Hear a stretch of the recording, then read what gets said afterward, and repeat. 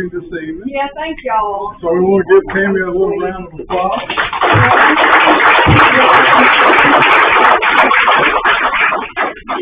Here's Tammy's replacement, Miss Holly Murphy. She graduated.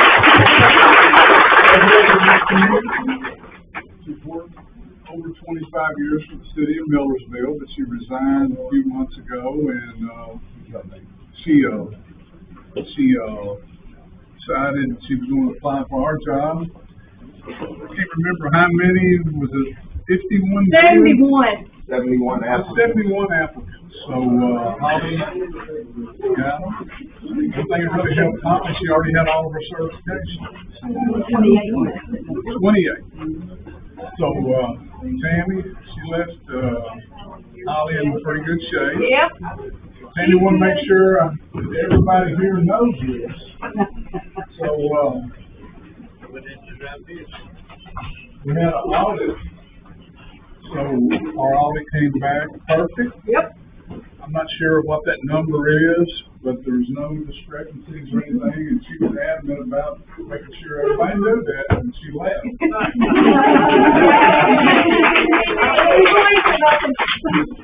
You've always done a good job. So, thank you. Can you hang around just for just a few minutes? Yeah. And we've got you a little bonus check from the city here, and Thank you. it's not a whole lot, but I think it'll help heal the wounds there for you. Thank you. Thank you. Appreciate it. So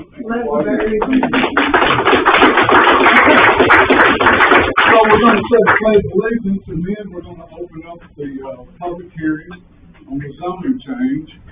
We'll get a motion, we'll get a second, and we'll open the floor up. Everybody here can talk, okay?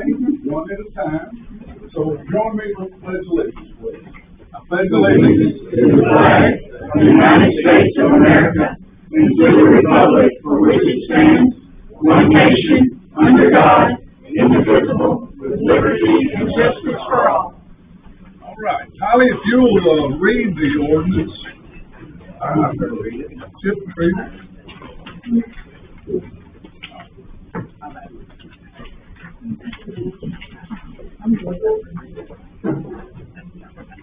What about Mr. Jones? Is he here? He is.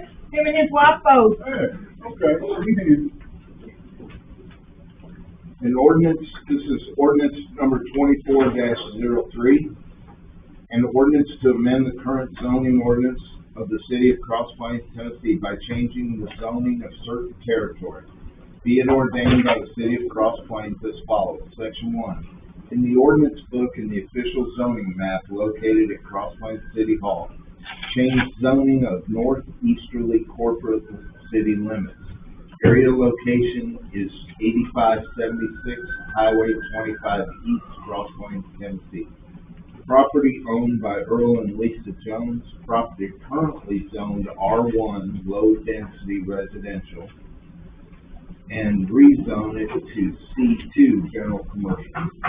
Section 2. This ordinance shall be effective and after its final passage in accordance with Section 6-2026 Tennessee Code annotated the public welfare requiring. Okay. We're going to entertain a motion to accept the ordinance. I'll make that. And we're looking for a second. I'll second it to get it started. Well, wait a minute. If you second it, you're voting for it. Then I'm not. Then. I'll second. Okay. With that, Mr. Jones, would you and Lisa come up and just tell everybody what your plans are? Good evening. Our plans are to get it zone commercial and settled. Okay. So it's residential. It's It'd residential. be, you think it would be more attractive trying to sell it with the commercial zoning? So he went for the planning board, and at the planning board meeting, property on both sides of him are They're both commercial now, right? Yeah. And across the street. And across the street. So there's not a big deal here. He's just wanting what everybody else has got. He's not asking for high density R4 or anything. He just wants it just straight commercial. He'd like to market the property. It's his. Maybe somebody would like to buy it, put in a nice. Yes, somebody make an offer. Tell them how long y'all owned that? 25 years. 25 years, yeah. 25 years. Okay, with that, anybody got a question? Anybody on the panel, questions? Which piece of property up there is yours? Exactly.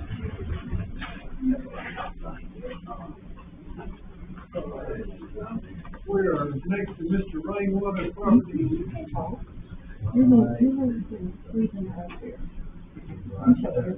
How many? So how is that commercial all the way around it when it's just R1, yellow and R1? And that's the church property? That big picture?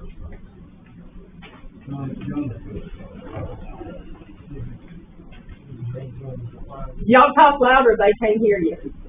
Hey, some of that's been changed since that zoning map was done. Okay, but is this piece of property not the Life Center property that just sold to Jones Brothers? This piece right here? And it's still R1, right? No, it's changed 2 years ago. Yeah. Then why were they up here trying to get it from R1 to R4? I can't answer that. Okay. It was both. Well, I'm not tracking. Is that one?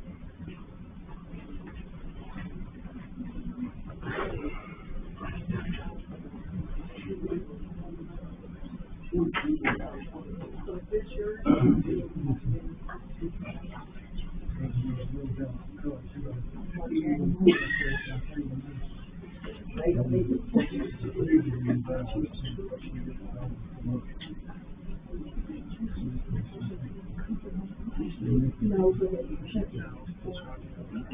Jones Brothers property. They were trying to get it zoned for higher density. That's what they were wanting later.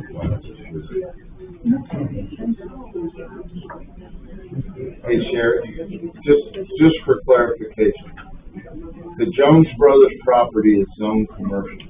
Where the They- quarry is, right? Correct. And what they acquired is, but anyway, they were coming up here and requesting for a zoning change because they wanted to add multifamily and things that are not allowed in a standard commercial zone. Correct. Okay. Well, you asked, why was Jones up here then? And I was just No. explaining.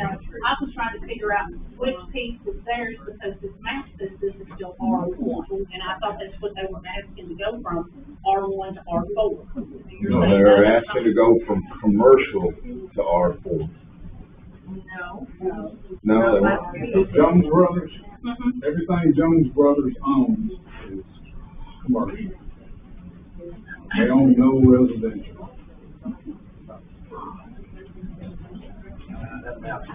It needs to be updated. So what about us? We're not Jones Brothers. No, I know that. Okay. Yeah, no, I know that. But I thought when they came up here on July the 11th, they were requesting to go from R1 to R4. We're C1, R4.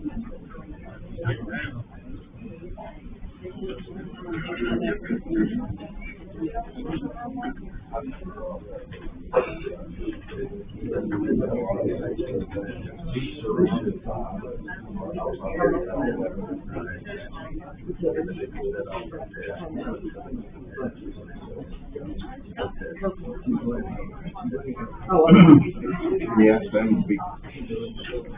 Hang on, guys. We can't hear the conversation up here.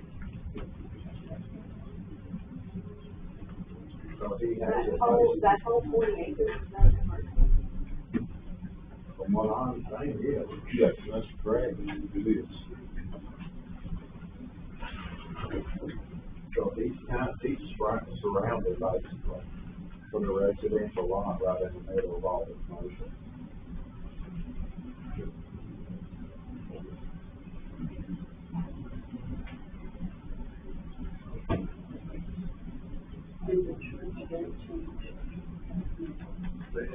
Okay, on the City of Cross Plains website, when you look back at July the 11th, Jones Brothers request to rezone the property on Highway 25E, that gives the parcel numbers from R1 residential low density to R4 residential high density, and commercial 1 central business.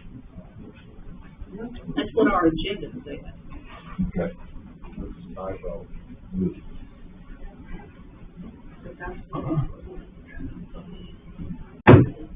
Can you clarify that, Tammy? What's that? I'm sorry. So Jones Brothers, they were here July the 11th. Mm-hmm. They were seeking R4. Everything they owned out there was already commercial, right? Mm-hmm. They bought the, church property, and prior to that, The church zone had its own commercial. they came, wanted to know if they could, move it from R1 to C1. They wanted to build a new church. So they needed the C1 zoning Right. to build the church. And we gave them that. Mm-hmm. It went for the planning board, they approved it, and the city commission, and we approved it. Nobody ever denied them they couldn't build the church. They got the zoning that they sought after. And then during that time, they sold that property to Jones Brothers Construction Company. When they bought it, it was already C1. So they were wanting it to R4 for multifamily And apartments, it was denied, and it was denied. yes. So what Earl and Lisa owns is just, what is that, 2 acres, 1.55. It's sitting right in the middle of this. They've owned it 25 years, properties on both sides and behind them and across the street are already all C1. So what they're asking for is basically what everybody else has got. So was the agenda for the planning meeting the last time incorrect then? That they were trying to go from R1 to R4 and C1, or, I mean, I I'm trying to. think it's just, I think it was a different property. No. It was something else, wasn't it? I don't know, I'd have to go and look at it. I'm not sure. They didn't get what they wanted. Everything they got out there is C1. Oh, it could have been wrong. I don't know. Could be. There's no R4 out there anywhere. I can almost guarantee you the planning board, they would not dare want anything like that. No, it was a unanimous vote. Yeah. And most people in here tonight were here at that meeting. Yeah. Everybody here heard it. I remember. Yeah. Do you think maybe you could find that ordinance where that was changed, that map is not current? Yeah. So I could read it? Yeah, that map probably. This one I'm saying. Okay, yeah. And when do you think it got rezoned? Probably, let's say, what's it, 24, 22, 20, 21, 22? Sure. How in that little property, right there where that little worn down old farmhouse is, that's right down there, how is that zoned? Is it still residential? Is it commercial? It's commercial. So my little house is commercial. No, wait a minute. Which house you talking about? It's the little worn down farmhouse right across from the truck stop, the little white one. Yeah. Right beside That's Miss Rutledge. Yeah. So that property is a commercial, isn't it? Or- yeah, that's all been rezoned commercial, isn't it? When was it rezoned? Because I never got any notice of it. You own the property? Yes. Probate's not all finished, but it's done. I am the only heir to any of the property You know, like I own the property, the farm, the property, you. Okay. I thought that had already changed hands. No, So it's in probate? yeah, they haven't finished yet.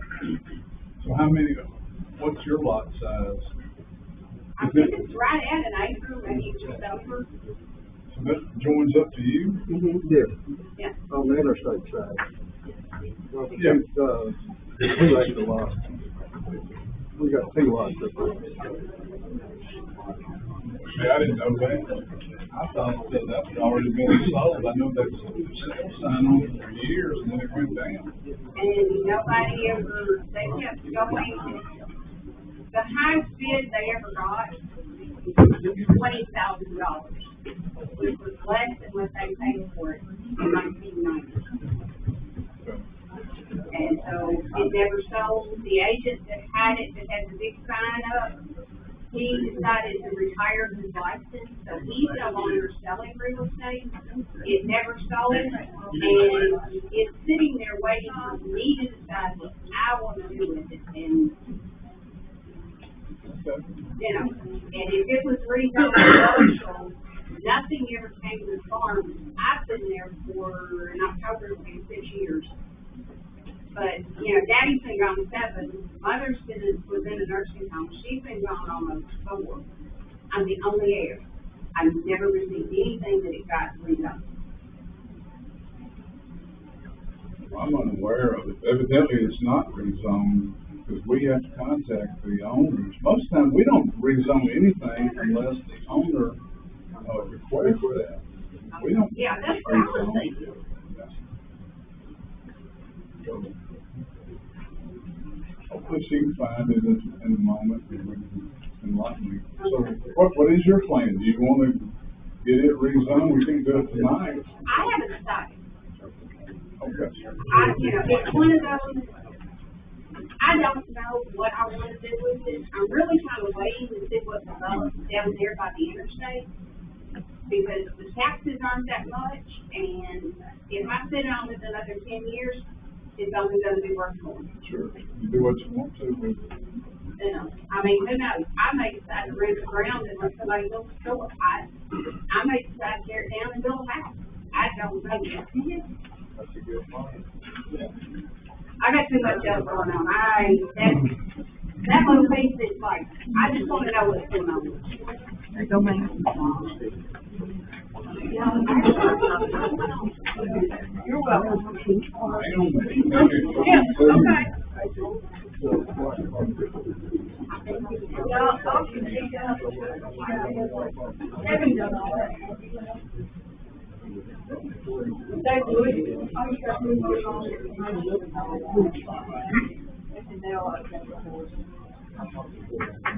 Yeah, yeah. So Daniel talked to him already about updating the map,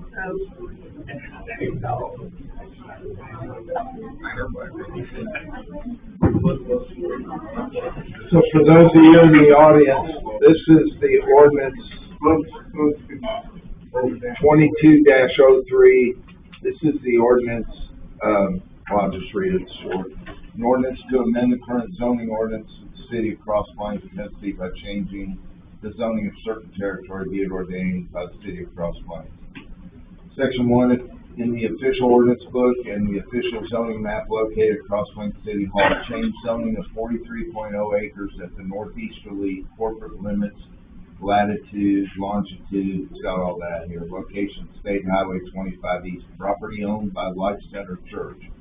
Property currently zoned residential low density, R1, and rezoned to general commercials, C2. Section 2, the ordinance shall be effective from and after its final passage in accordance with Tennessee Code annotated. So this was in September of 2022 that the church had the property rezoned to commercial.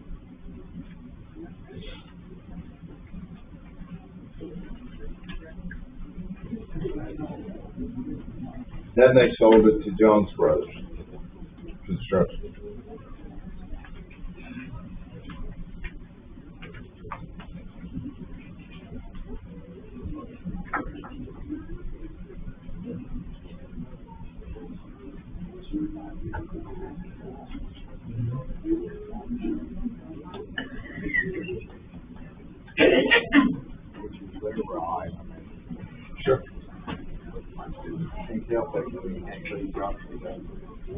Yeah.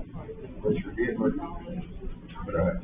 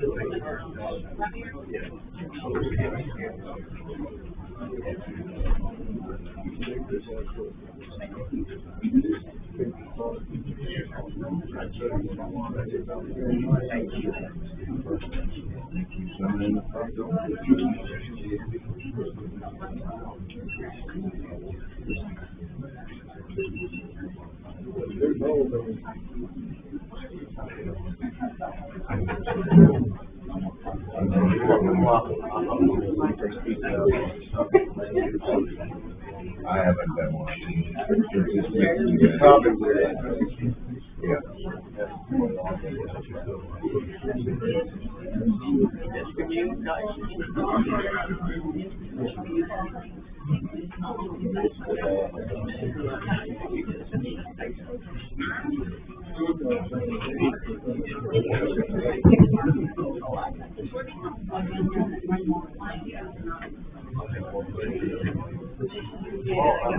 The first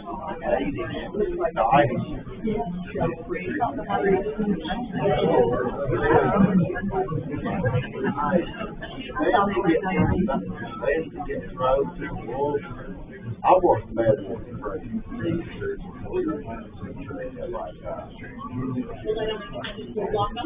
Somehow it all and I've had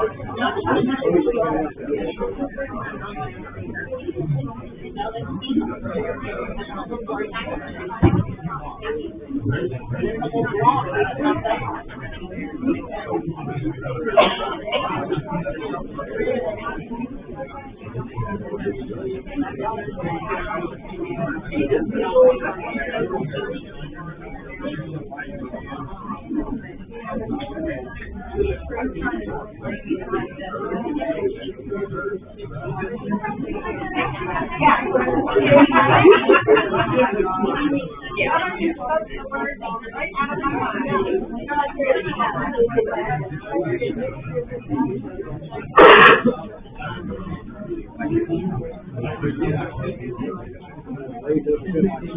thought maybe I did.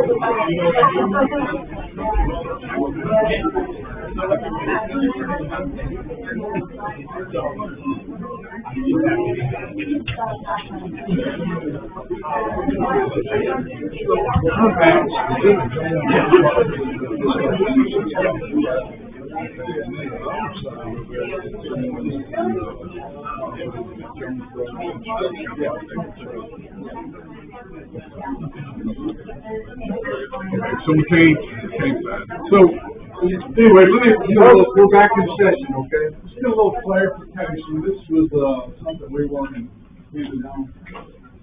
We don't rezone property unless the property owner requests it. Have to go back through the book. But anyway, the property that they own, if you're standing in their front yard looking at Highway 25, the property to the right of them, 40-something acres that Jones Brothers Construction bought from Life Center Church. They purchased it from the Rainwater family a couple years ago. The property they've got is what, an acre, 3/10, that would say? Acre and 5,500. Acre and a half. And, so, anyway, what they're asking for isn't anything throw up a red flag. I mean, they're just wanting to market their property. And I'm sure if you were buying it, if the zoning was already changed, that you would be more inclined to purchase the property. So that would keep you from having to purchase it, then go through all this. So anyway, So, did you figure out the other side, or what, we know what it's on? we don't know, have to look back through the books, you know, all the way. I can guarantee you, we never zoned anything. I mean, why would we want to rezone anybody's property? So, the lady that's heir to it, said, father, she thought, wouldn't have rezoned it because of the way that's needless, that doesn't have anything to do with what they've got. They're flooded up to another commercial tract. They're not asking for anything other than. Would they not be,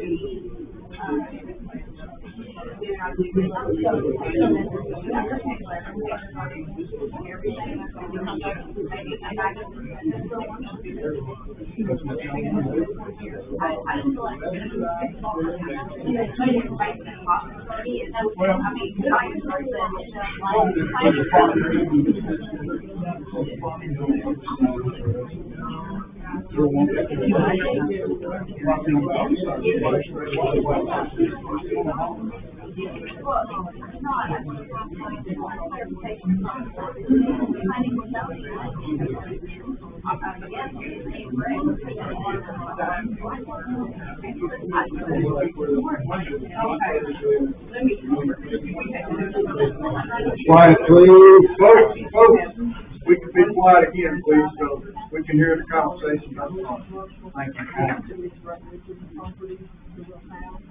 And we have a second.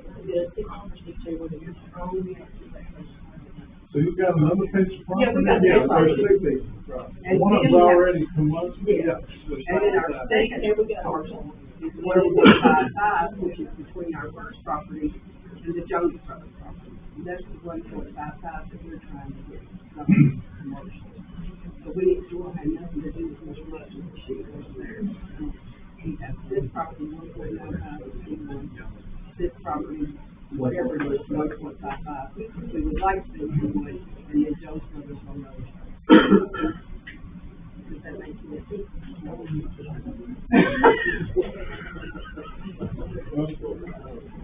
Okay, so now new clarification. They own two pieces of property. The one piece that butts up to Mr. Rutledge is already zoned commercial. Then their property on the other side is going for other construction. It's, all they're wanting to do is the other track, get it zoned commercial to match the one they got.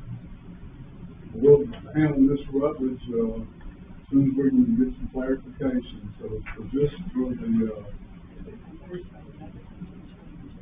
Earl didn't tell me he had two tracks out there. We thought it was butting up to Mr. Rutledge's property. So that is correct, right? Right.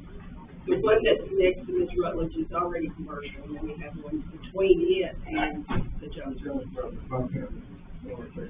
Any other questions to Mr. and Mrs. Jones? Yes? So my understanding is 1.5 acres basically is that it's flat, surrounded by commercial property zone, and it is residential zone, but it's basically surrounded by all commercial zones. That's Yes, correct. So it's flat, it cannot be done anything with because it's surrounded by commercial zones. That is correct. Okay, wait, so you're saying that the Lake Center property is now commercial? Over 2 years. So where's that lady's property who said she didn't zone it commercial in relationship to yours? It Was it butts your up to property? theirs that's already commercial. So it butts up to theirs, and she said it's not commercial, and you're saying it is commercial, and she's saying, I don't know. you're saying we don't know, and those two ladies up there are saying, can we just get everything clarified and take this up next month? Is that what you said? That's what they said. Yeah, because. Now they found out that the other side is commercial, But that belongs to the lady that's. No, that's not upstairs. We own two properties. And then where's the lady's property who said, I don't know what my She's property on the is? other side of commercial property. So if you're familiar with the area, there's a little white house, and then there's a big driveway where the dump trucks come in and Yeah. out. Okay, she's in that little white house, and then next to her, towards Cross Plains, is our first piece of property is commercial. Then our second piece of property is past that has not been zoned commercial yet. And then the Jones Brothers 40 acres is on the other side of that. When did y'all rename the other part? Like, you know that, or? No, it was already done. It was already done, and y'all purchased it? Yeah.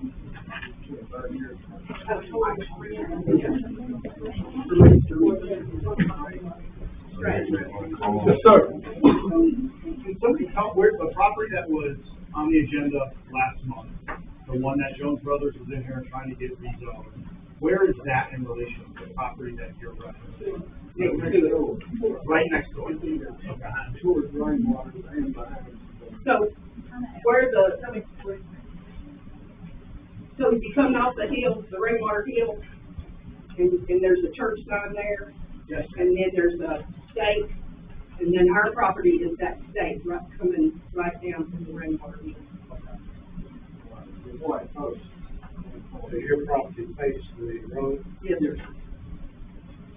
And it's got a, Church Church Christ sign on it.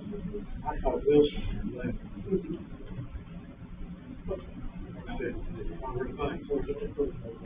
I think we all need to see the, like, lines, because we're talking about things that have a little bit of. Okay.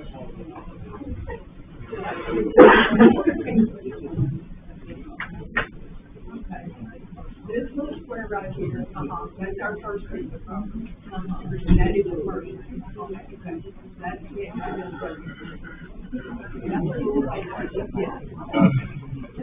okay, then our little part right here. Hey, Daniel. This little thing right here. I'll show you what we do. Hey, Daniel. That's why I'm concerned, we gotta get ready. We would like something nice, wouldn't we? We talked about spot zoning, which I know is illegal, right? Like, we couldn't go put this back, like, it would be illegal to put it like it is today. Right? So this is some way to put this up. Like, really ideally, all that.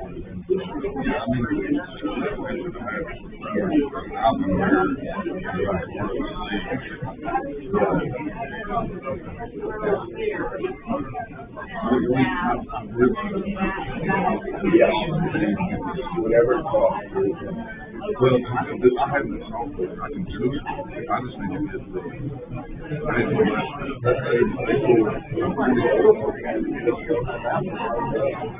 I can prove that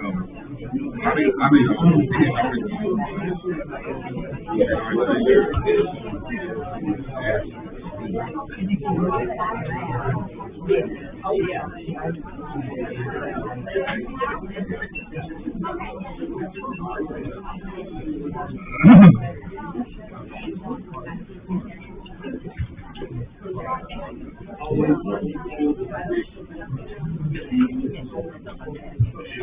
Y'all clear on it now? Clear on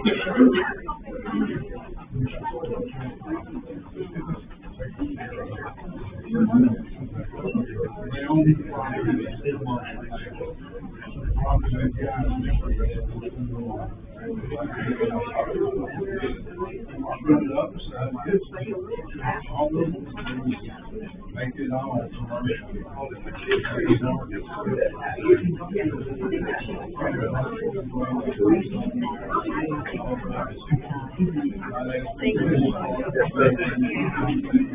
don't know, I think where's land.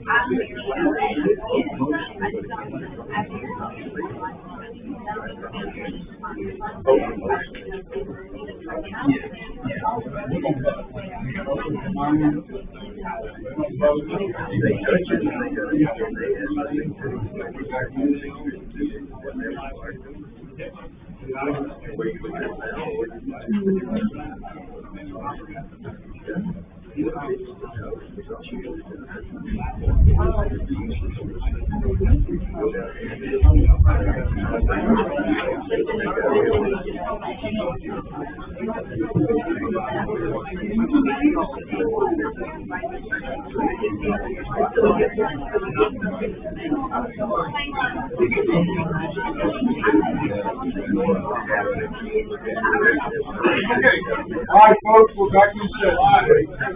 Clarification, please help me. I just found out that little lot that I was worried about, that I thought was always residential, is the C2. When it got changed, it got put. I ain't worried about it, but that's what it is on. I'm going home, I left my dogs outside, and 3 of my dogs outside, and I showed it. one of them is extremely storm reactive. So if anybody has any tricks for drugs that we haven't tried, she's a 100-pound German Shepherd. Somebody try to help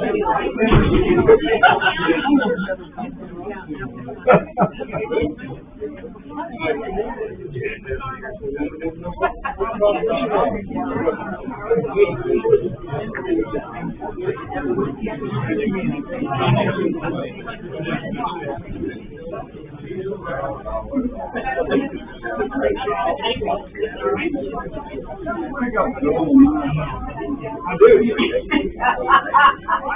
Well, I think I shouldn't put that out there.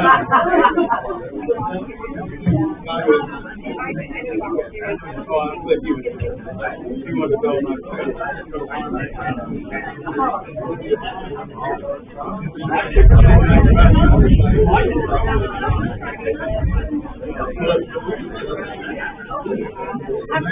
supposed to go around these things instead of being under the radar. It doesn't sound like that out there.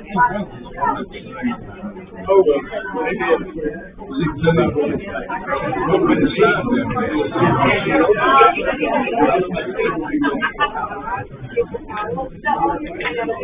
Alright, commercial district, this right here, C1, that's what's permitted.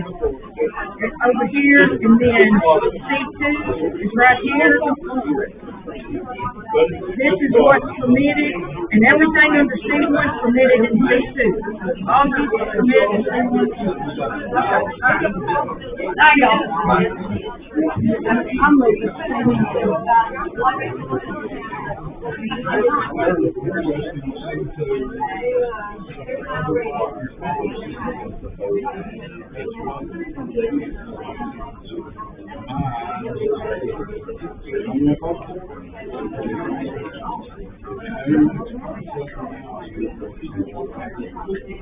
Okay, we're back in session, please. Anybody that would like to make a comment, they're requesting C2. This Rutledge's property is C2. Property on the other side for Jones Brothers, is it? Daniel, where are you at? I think it's C1. Or C1. So everything in, C1 could be done in C2, That's plus right. some things. plus a few things. No multi-housing. Not talking about anything other than matching what existed. Pretty cut and dry. Any more questions? Any comments at all? Yes, sir. Are you asking for comments up here, the 3 minutes, or? Yes, come on. I tell you what, There is somewhere, I just. There it is, I got it right here. I know I'm not first, if somebody else wants to. I'm first, you can take it. Okay. Go ahead, Mark. Appreciate it. You're on. My name is Mark Leo, I live at 153 Kilgore Trace. Thank you to everybody that was here last month and everybody that showed up this month. Thank you, Leo, for allowing us all here for this. Mr. and Mrs. Jones, I feel very sorry for you because you were kind of sort of a crab sandwich in this whole deal. The fact that the property next to you and the other property, is already commercial now. The other property all around you is switching to commercial. I understand you really don't have a choice because nobody's going to want to put a house right there between all these commercial properties, so I get it. I'm sorry that happened. I feel like this is something that we probably should have seen coming, with all that Miss Rainwater's beautiful property out there. I'm sure there's going to be more and more people coming and tempting you with money. I feel that if the Life Center property is already zoned for commercial, I mean, how can you tell? I mean, just look at it. How can you tell them no? You know what I mean? Like, you guys bought it, you invested in it, you should be able to do what you want with it. I do believe that the property that Jones Brothers came in here and asked last month to be rezoned, commercial and high medium density residential and commercial got denied. So I believe the property adjoining here on the other side, I could be mistaken, is still zoned for low density residential housing. So while I believe that No, that's not correct. No. Okay, so I don't see how you can typo, 3 or 4 sentences on a piece of paper. I don't know an autocorrect that does that. I don't know a way to typo that. I think that because of the discrepancies, that at a minimum, this discussion should probably be tabled until next month's meeting, and we can figure out exactly what's going on in the property area. That's really all I got.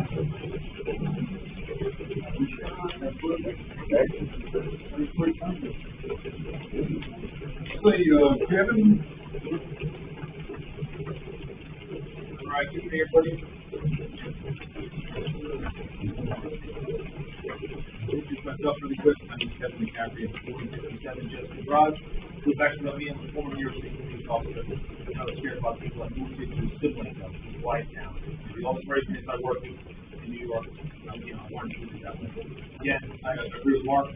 I do feel bad for the way the property is situated right now. And I'm here with everybody else.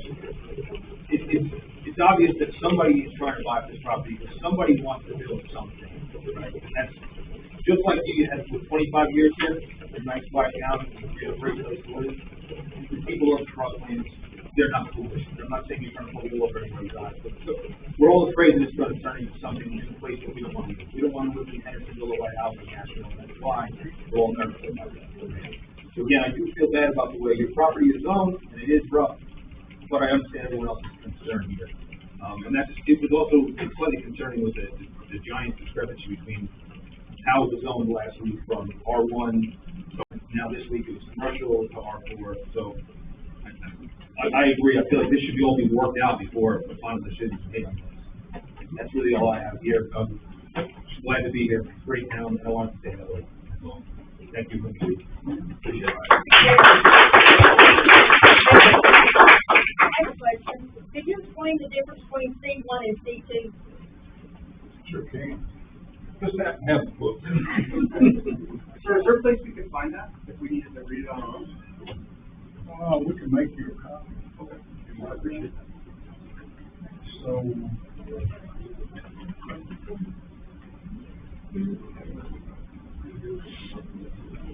within C1 business districts, you can have industrial uses, warehousing, storage uses, except those located within incidental to permitted uses.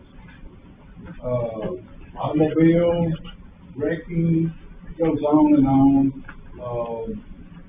All uses in the C1 business district shall comply with the following requirements, except in Article 6. Maximum building height of any building shall not exceed 4 stories.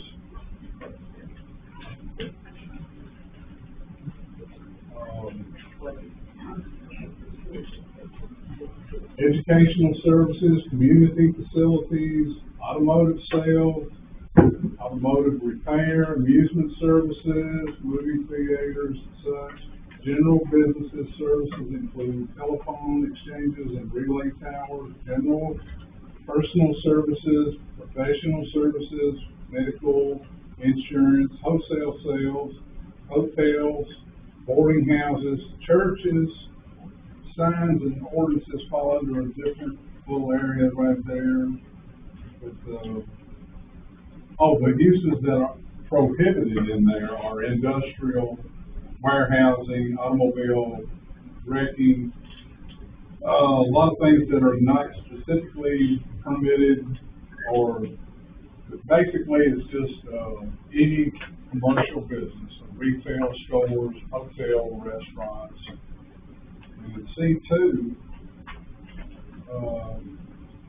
it's basically the same thing. Everything in C2, within the C2 business district, the following uses are prohibited, same as industrial, junkyards,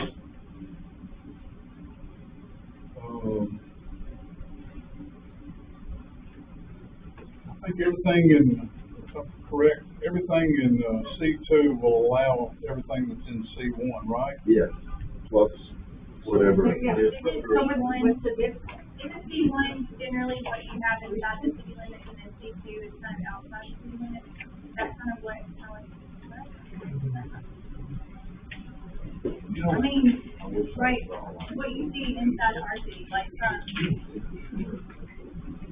has to. okay, in C2, it's got motels, transportation, communication, cultural and recreation areas, animal care, veterinarian, vehicle, aircraft, sales, rental, gasoline service stations, all of that. Within the C2 business district, the following uses are prohibited, just like I said earlier: junkyards, industrial, parts. All these uses in C2 district shall comply with the following requirements, except as provided in Article 6. So,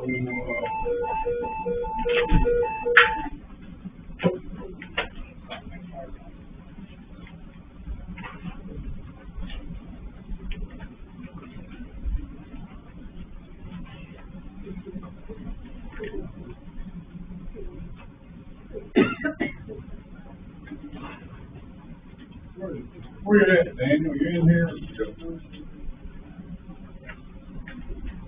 So, the main difference in C1 and C2.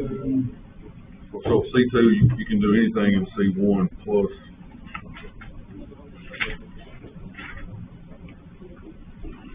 This. So all use is permitted in C1, and then you read these, right? Yeah. So, any industrial or light industrial has to fall under that light industrial zone. Regular commercial is just basically businesses that you pull into, service stations, fast food, hotels. I hear somebody talking, but I can't. Okay. Any other questions? So you might be right.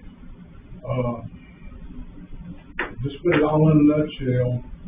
They own a piece of property that is C2. There's a piece of property they'd like to get rezoned to C2 that adjoins the property. The property on the other side of them is C2. So the only difference in C1 and C2 is, Daniel, what is the basic difference in C1 C1 and C2? Yeah. Well, it adds those hotel, that's right there. So they're not asking for anything other than what their property now or the adjoining properties have. That's all they're asking for. We're ready.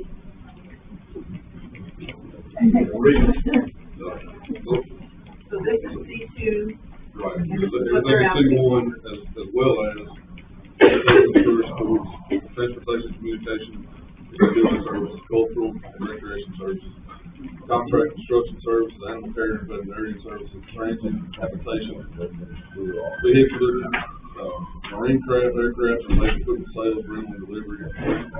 Limited manufacturing, including bakery goods, printing material, publishing, apparel, accessories, art objects and crafts, data processing, photocopying, upholstery, Well, it's not the one for the. gasoline service stations, commercial recreation.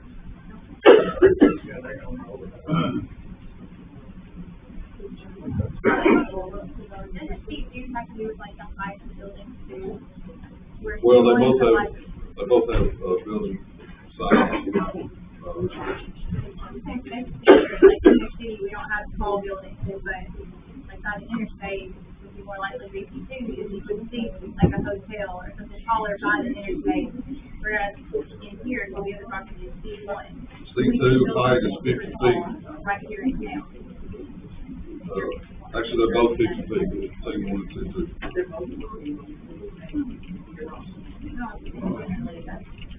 yeah.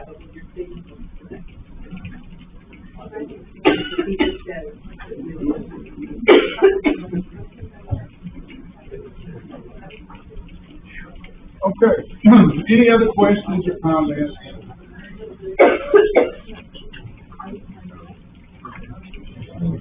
Yeah, go ahead. Ready? I would suspect.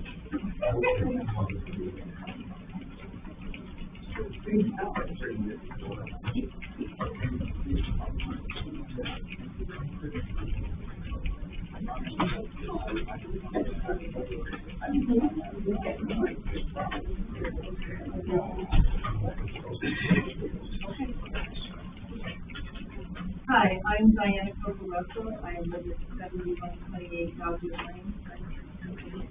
And, I just find it like, I mean, this young lady here, she was trying to be very helpful and she's making statements, and she's like a good statement.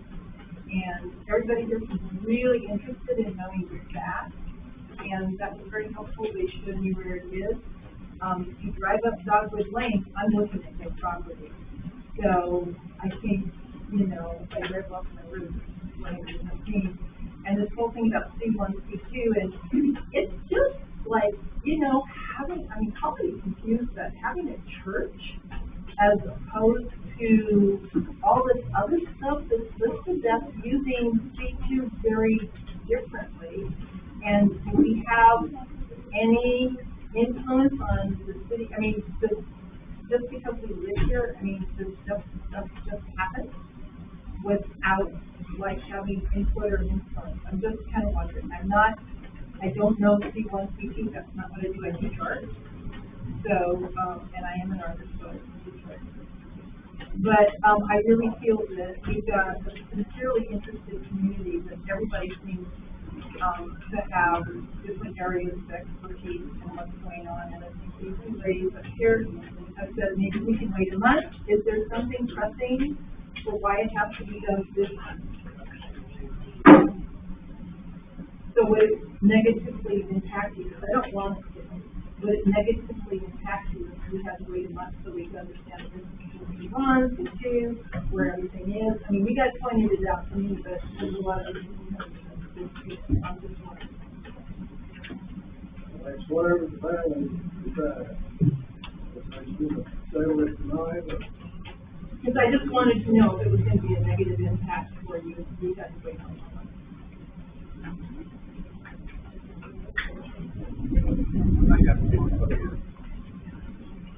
That's all. Yeah, because I really appreciate how much people have started to get involved because that shows how much they love cross-point. To answer your question, you asked a specific question. If something is zoned a certain way, and the property owner comes up wants to do something that matches code, even if we don't like it, we can't stop it. Right, so, Do you do things like environmental protection, because Mrs. Rainwater said something about, even though something wasn't designated a flood zone, that it was a flood zone, and the homes that they were so is putting she down saying there? she sold property to a church that was in a flood zone? What are you referring to? Last week, she talked about the plans that the group presented, and they showed this pond down at the back end that was going to affect the water, and she's got all the farms downstream from it. Yep. We're going to be Plans affected by. have to be approved through the process, but you can't, I mean, there've been lawsuits all over the country, Right. certainly in this Jones state. Brothers has had a lot. If you rezone it thinking you're rezoning it so they build a church and they sell it to somebody else who comes in and can match up to the zoning, you can't just arbitrarily say, well, if it's not a church, we're not gonna approve it. I understand that. I'm Okay. just trying to see if we can all kind of be on the same page, because lots of information came out tonight. You were reading information. You had information that was different than his information. I'd like to know if your information was correct. He said C2 could be higher, and then he said no, it had to all be the same height. It's just because it feels kind of awkward. Yeah. And just to kind of, but I just want to make sure they didn't have something that, if it wasn't decided tonight, it was gonna cause them Yeah. grave That's distress. a great question. That's all. That was just what that question was about, so we can all kind of get over. Was there anybody else on the list that has not spoken? That ends. I think that was it. Okay. So, I think, I'm hearing the public, I believe that, we move it, whatever the time needs to be, to get your answers, to get it corrected, get the map updated, to, the September meeting. Earl, Lisa, yeah, does that work for y'all? To be clear on a procedural matter, this was the public hearing. Yes. So there will not be another public hearing. You will take it up whenever you're ready to take it up again.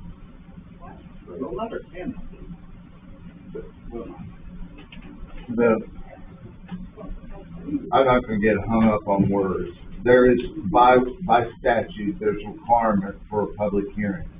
We need to make sure everyone understands that this was the formal public hearing. As with any meeting, if this group decides to hear from the public, they can do that. But we need to close the public hearing before we move on to the next part of our meeting, which is our regular city agenda. So I made the motion, and I'm looking for a second that we postpone it to next month. Got a- All in favor, say aye. We'll put you on the agenda for next month, and we'll try to have it a little bit clearer, okay? Okay, thank you for coming. With that, we'll close the public hearing, and we'll read the minutes from last month.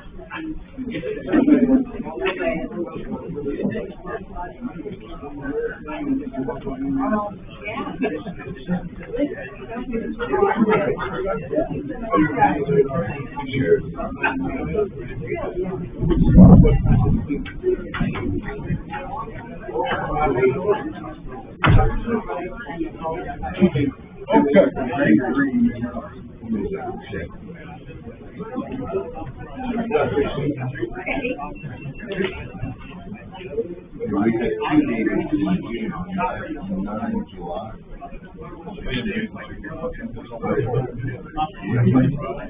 We had a budget meeting, public hearing, and we had the regular meeting.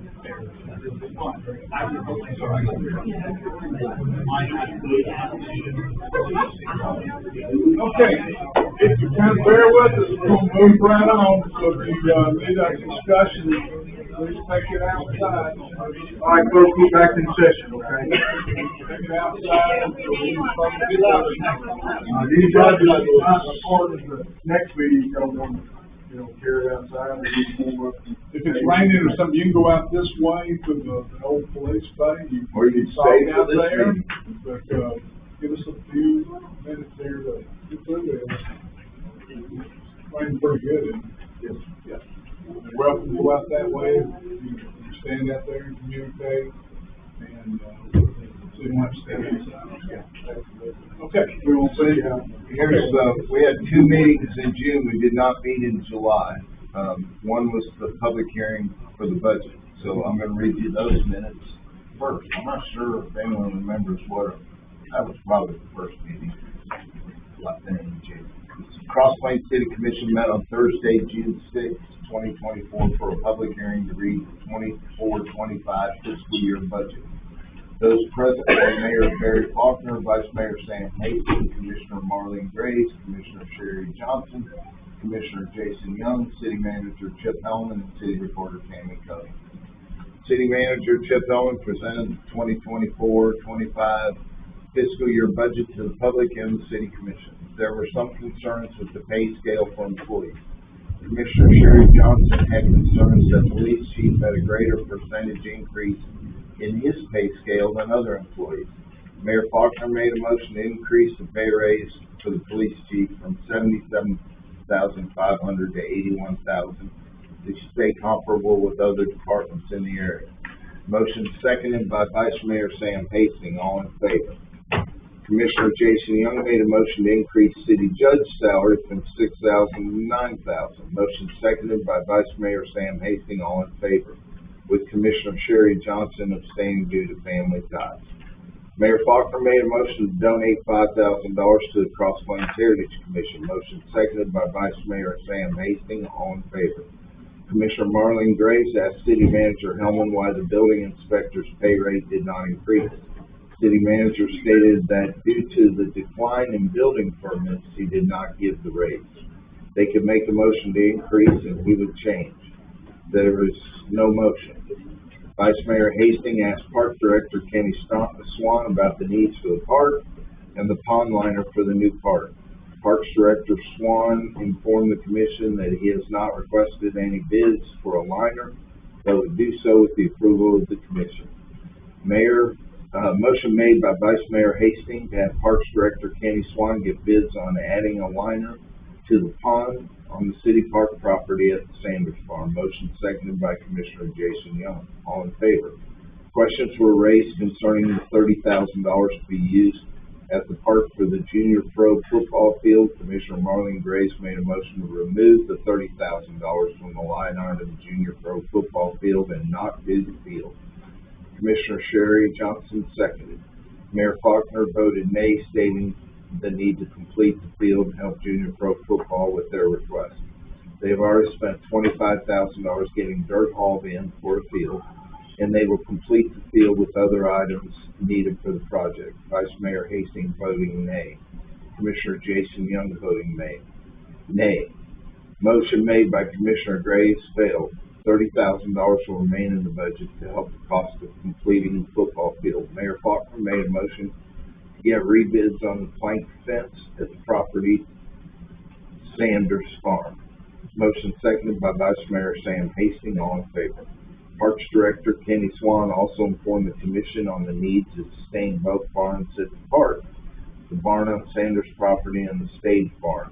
He asked that Conrad and Trish Rogers be included on the decision on the type of stain to be used on the barn. The Commission agreed. Motion made by Mayor Faulkner to have Conrad and Trish Rogers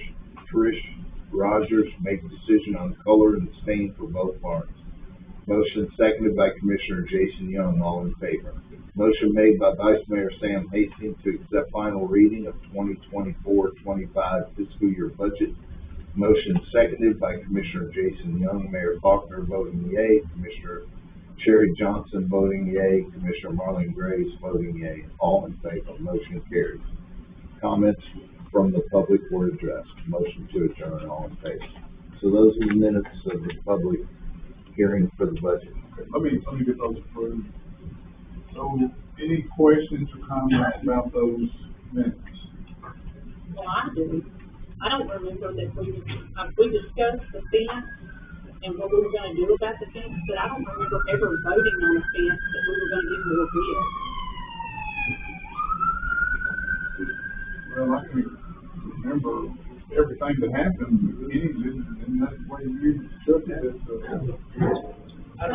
we voted on it, is what I said, you know.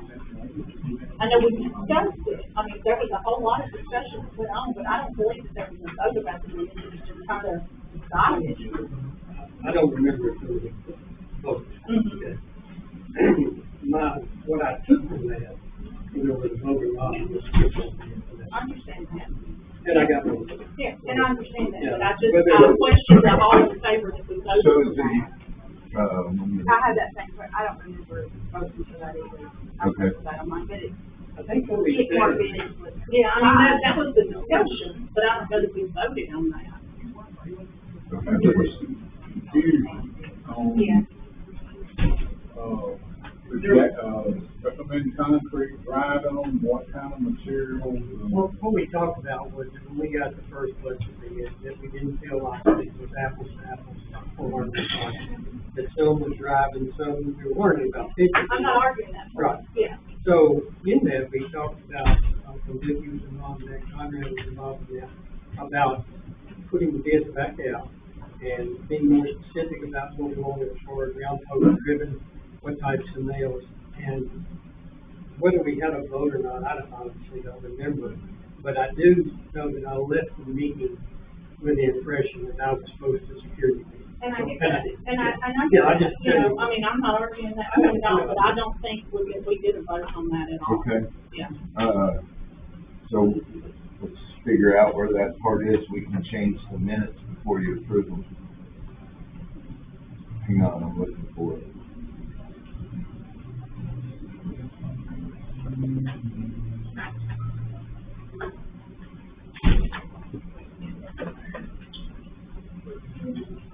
It's rebid.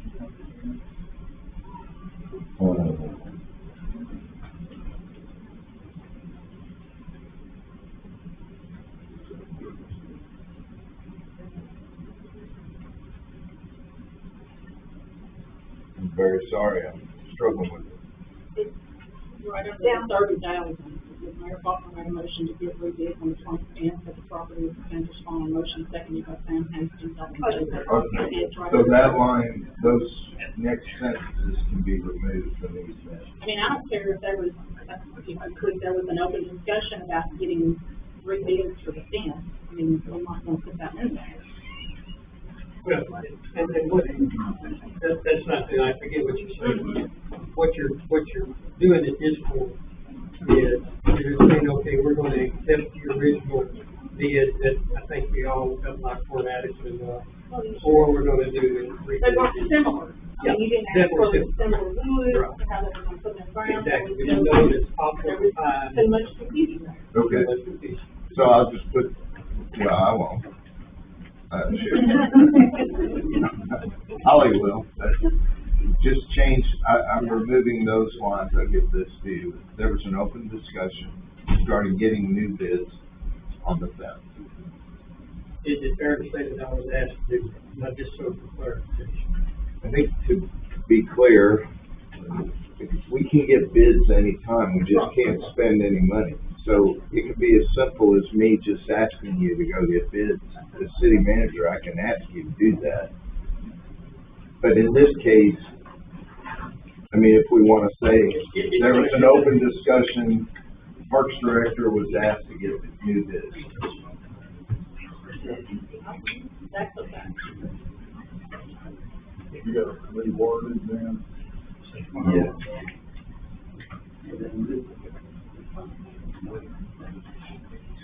So, with those changes, any other changes? Anything else you got? If you want to reread that, just that one section with the change. There was I struck out, Mayor Faulkner made a motion to get rebids on plank fences at the park property, Sanders Farm, motion seconded by Vice Mayor Sam Hastings, all in favor. That's stricken from the minutes. And what is replacing it is, there was an open discussion to get new bids on the fence. Park Director was asked to get these new bids. Okay. Is that right? Okay. All right, what else? Okay, entertain a motion to adopt the minutes with correction. Second. All in favor? What is it? Same house got struck by lightning. Oh, really? I didn't tell you, he had to leave, and his house got struck by lightning.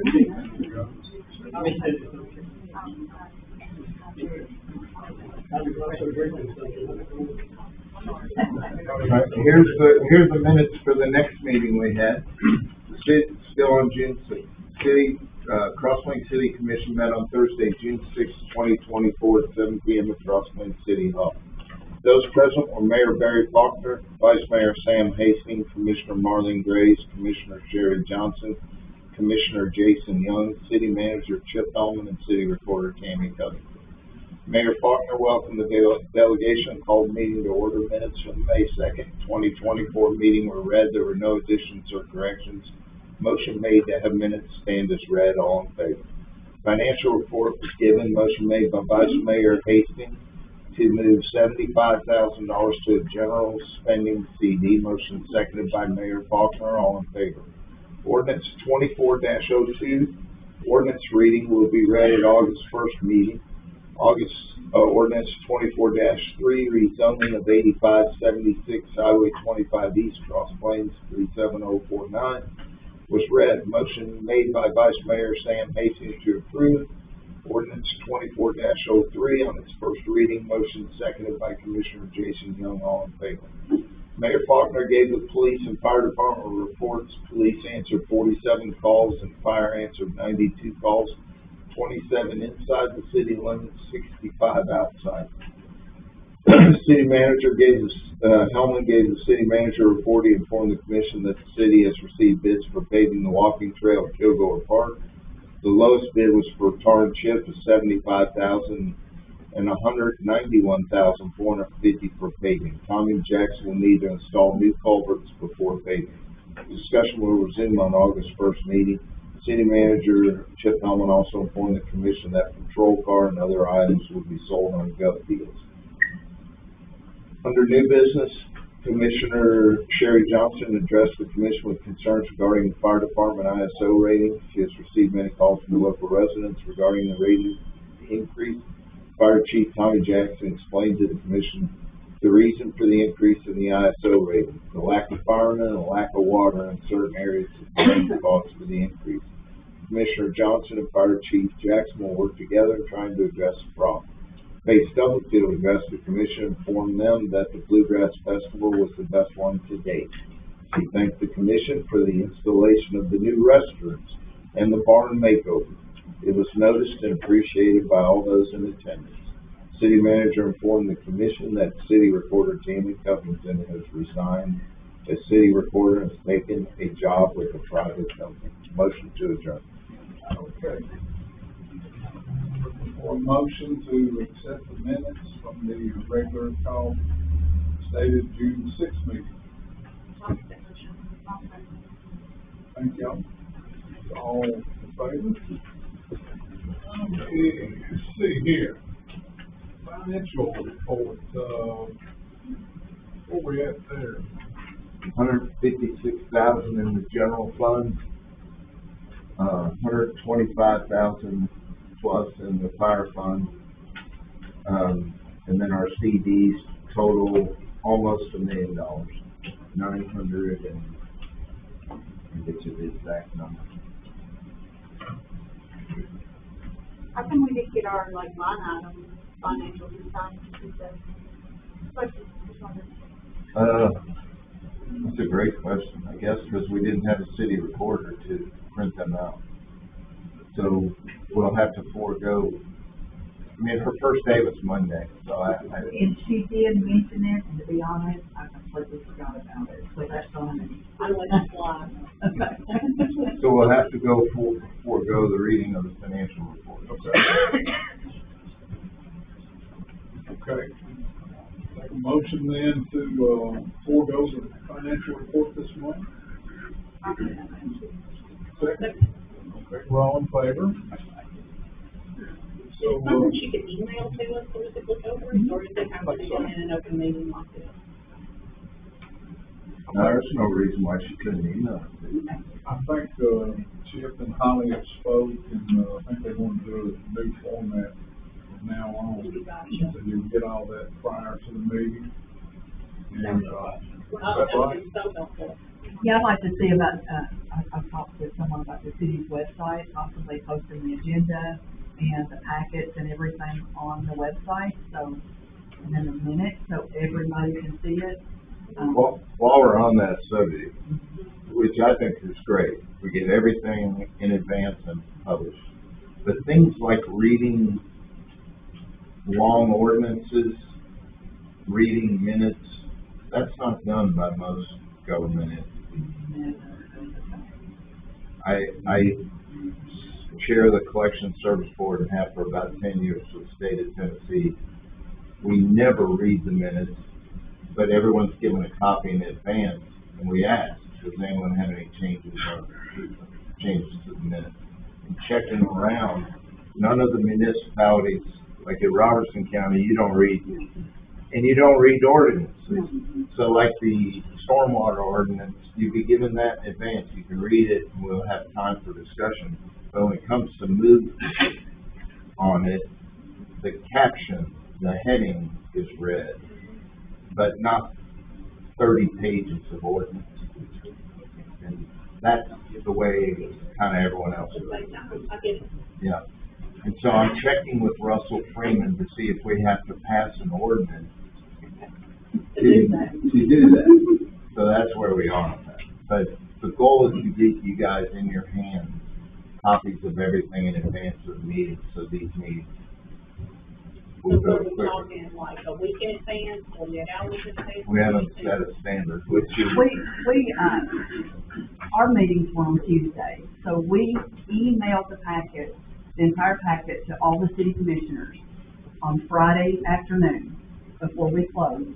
We posted the agenda on the website in the packet, and then, So that's 4 days prior to the meeting. yeah. so if we were to adopt that, then it would be almost a week here if we did it the Friday before. That's put you, we'll see if that's doable, but that would really be good, because you'd have a whole week. And then the public gets to see, the packet, and we didn't post the draft of the minutes, but we can label it draft and put the minutes on the website. Any corrections would be made here. But that would just say. So that's in the works. Make it available for the public. The other thing I would like to mention is about the work session. We had a work study. We had a work study once a month where all the business ordinances, anything that was gonna come up, or, discussion, the reports from the department heads, we had all of that at the work session. And then everything is basically discussed until you get to the regular meeting when you vote on it, or a public hearing. So it saves a lot of time. Open to the public? All meetings are open to the public. They just But can't comment. they can't comment during the work session, to be clear. Yes. No, we did. We put citizen comments on the work session. Yeah, but one thing we did is we didn't do minutes. We don't transcribe the work session, we recorded it. Because it was just general discussion, no voting. So it just kind of general discussion, and everything happened at the regular meeting of voting. Something that's considered. Okay. So, we approved the, moving the financials. Okay, we've got another ordinance, that stormwater ordinance, so trying to get clarification. So what I would like to propose, put it off another month. It's nothing that's really, There's nothing pressing right now. There was pressing when we first were working on it, but that potential developer out by the interstate got quiet. So, I would say you could postpone it 1 month if you wanted to. So in doing that, we wouldn't have to read it again. We can get the ordinance to not have to read the ordinance.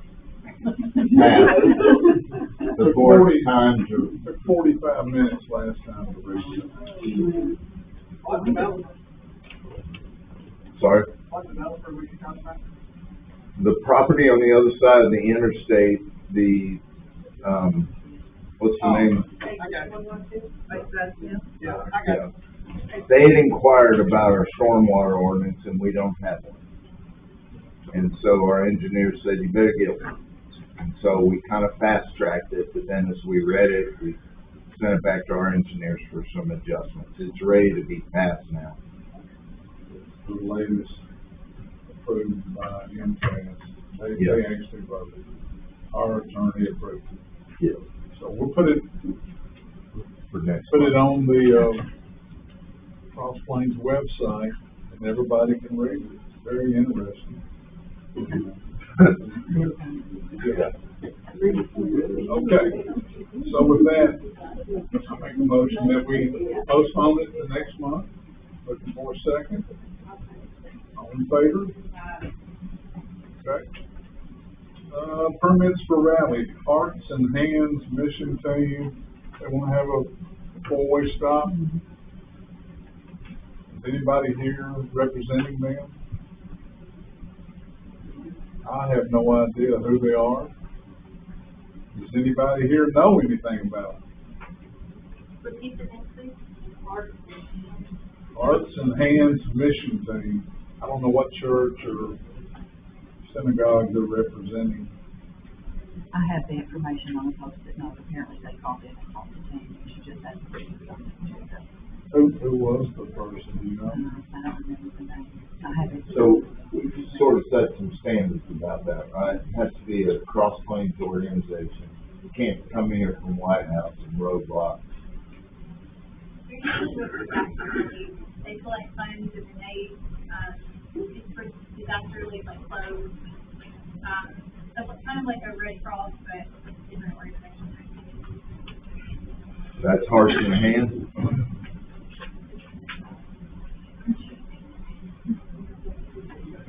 Okay. Does that take a vote or just?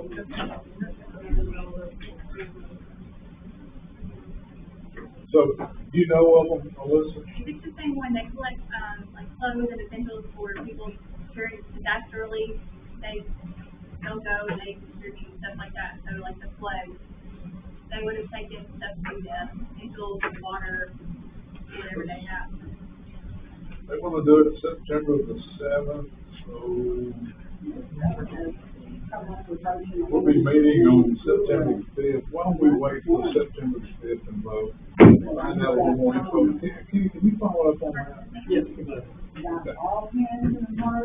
I hear you're somebody, couldn't tell you who it is. Hearts with Hands, we've got Hearts and Hands, so there's several versions of it. Heart, and hands, like, There's a Hearts and Hands. We'll follow up on it. I think We'll still have time. We'll meet on the 5th. They wanna do it on the 7th. like not in, but still there. Kenny Swan, he'll reach out to them and find out, but we try to limit it to local people. You know, we've had them before, come from Portland, come in here to have a roadblock for the Girl Scouts or something, and, you know, people, there for a while, it was every weekend. It was just like every year. Yeah, so what the rules we set many years ago to prevent that is no more than one a month, and they have to have ties into our community, in some way. And so it's really cut down on the number. Did y'all do an ordinance on that then, I guess? I don't know if we passed them or we'll go back to them, but it's gotta be at least 10 years ago. That was probably the number one complaint that we were getting up here was every time on Saturday you drew through Cross Plains, you had to give money to go to the grocery store. We got to do school superintendent one time, he banned countywide. So we were having the volleyball team one week, and then the girls basketball, then the baseball, you know, it just on and on. And then on top of that, it was a safety issue, those young people out there standing in the streets. So we'll bring it back up on the Thursday before 7th, our next meeting.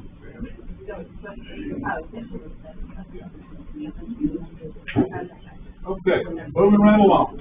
So, fire reports, in June, we had 78 calls, and in July, we had 82. And the police department, in June, they had 37 calls, and in July, they had 32. And our police chief is on vacation this week, and his wife celebrating their anniversary somewhere along the East Coast. So we wish them a safe trip, and many more wedding anniversary. So Chip, I think you got a few things.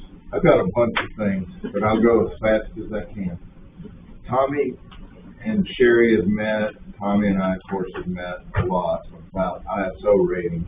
Tommy, could you give us just an overview of where we are with trying to improve the ISO rating?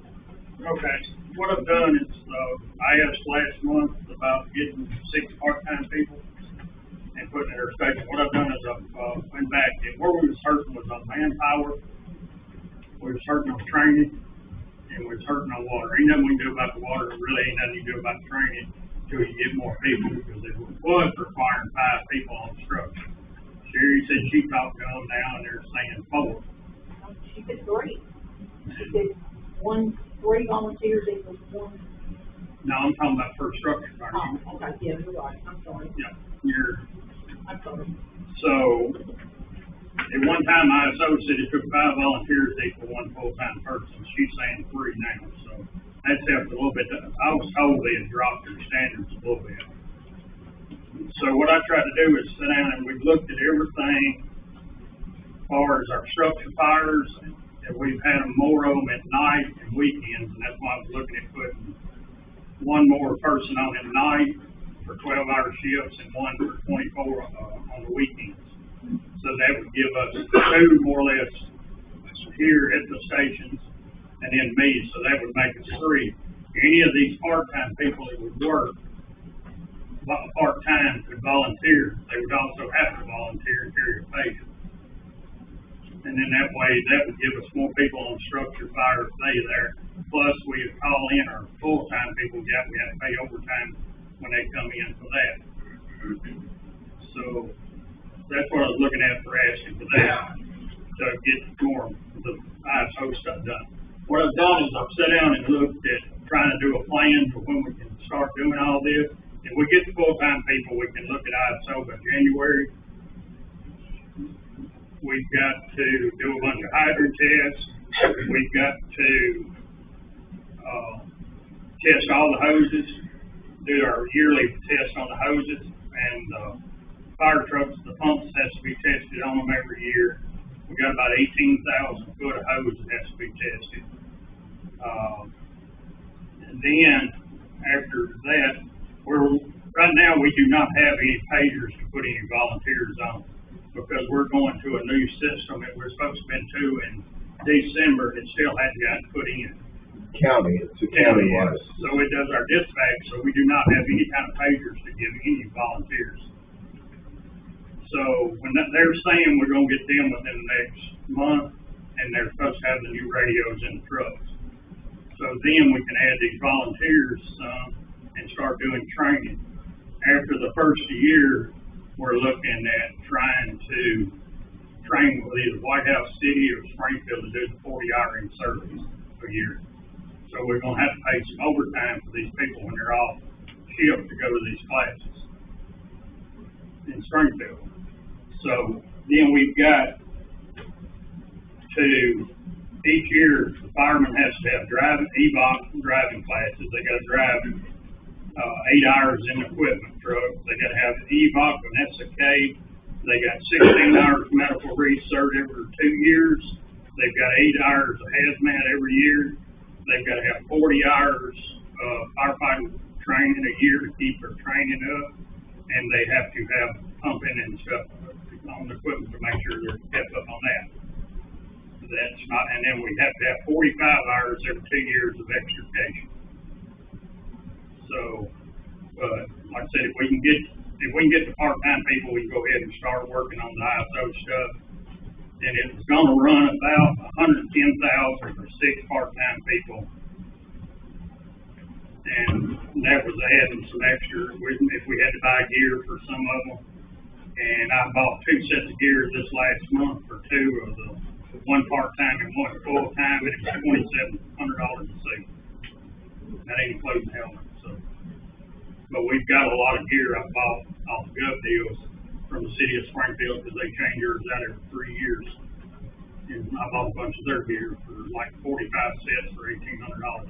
So you're saying to add 6 part-time firemen to about 100? About 110,000. Where we can start looking for this. I'm gonna start advertising, plus we've got 18 applications where we hired these 4 full-time that didn't have any kind of training. They were someone to train and do volunteers, some too, but like I said, I ain't got no papers. We've been waiting over a year and a half on these papers. So Where's can't, papers coming from? They're coming from the county on this new system that we're going to, and there's no reason to buy these papers we got now, because they had to be totally done away with. But they could go ahead and be working on the training, right? Yes, They just couldn't be, notified. they didn't have no way to be notified of nothing else. It's just like my part-time people, they don't have no way of being notified unless we call them on the phone.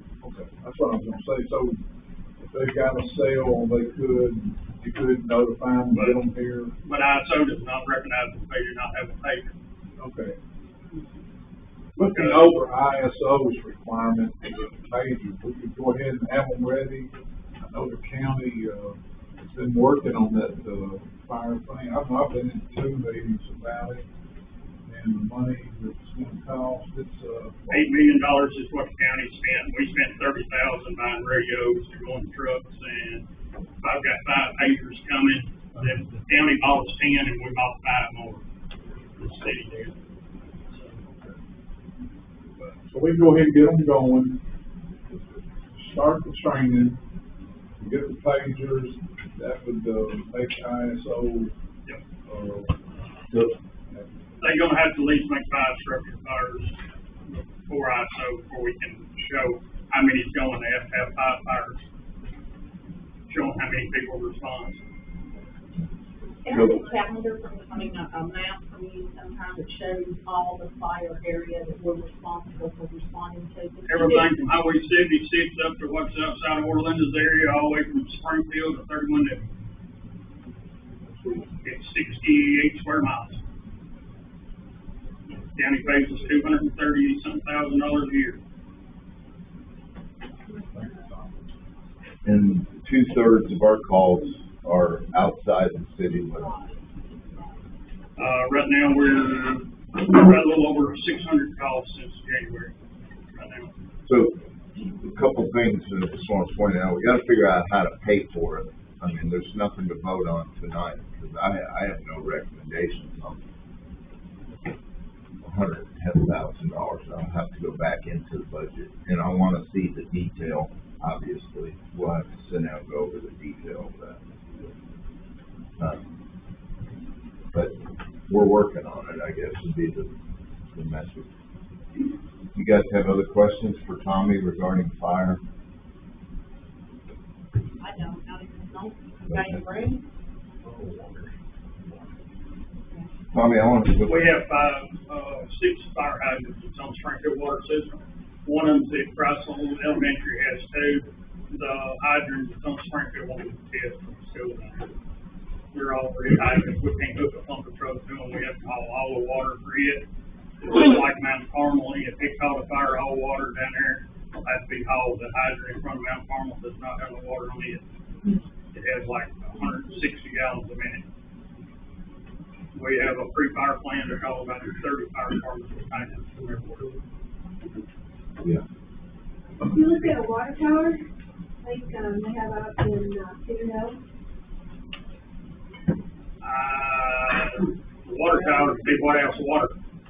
But see what the problem is down there, just like where you live, the water line, when it passes right here at City Hall, it goes to a 4-inch.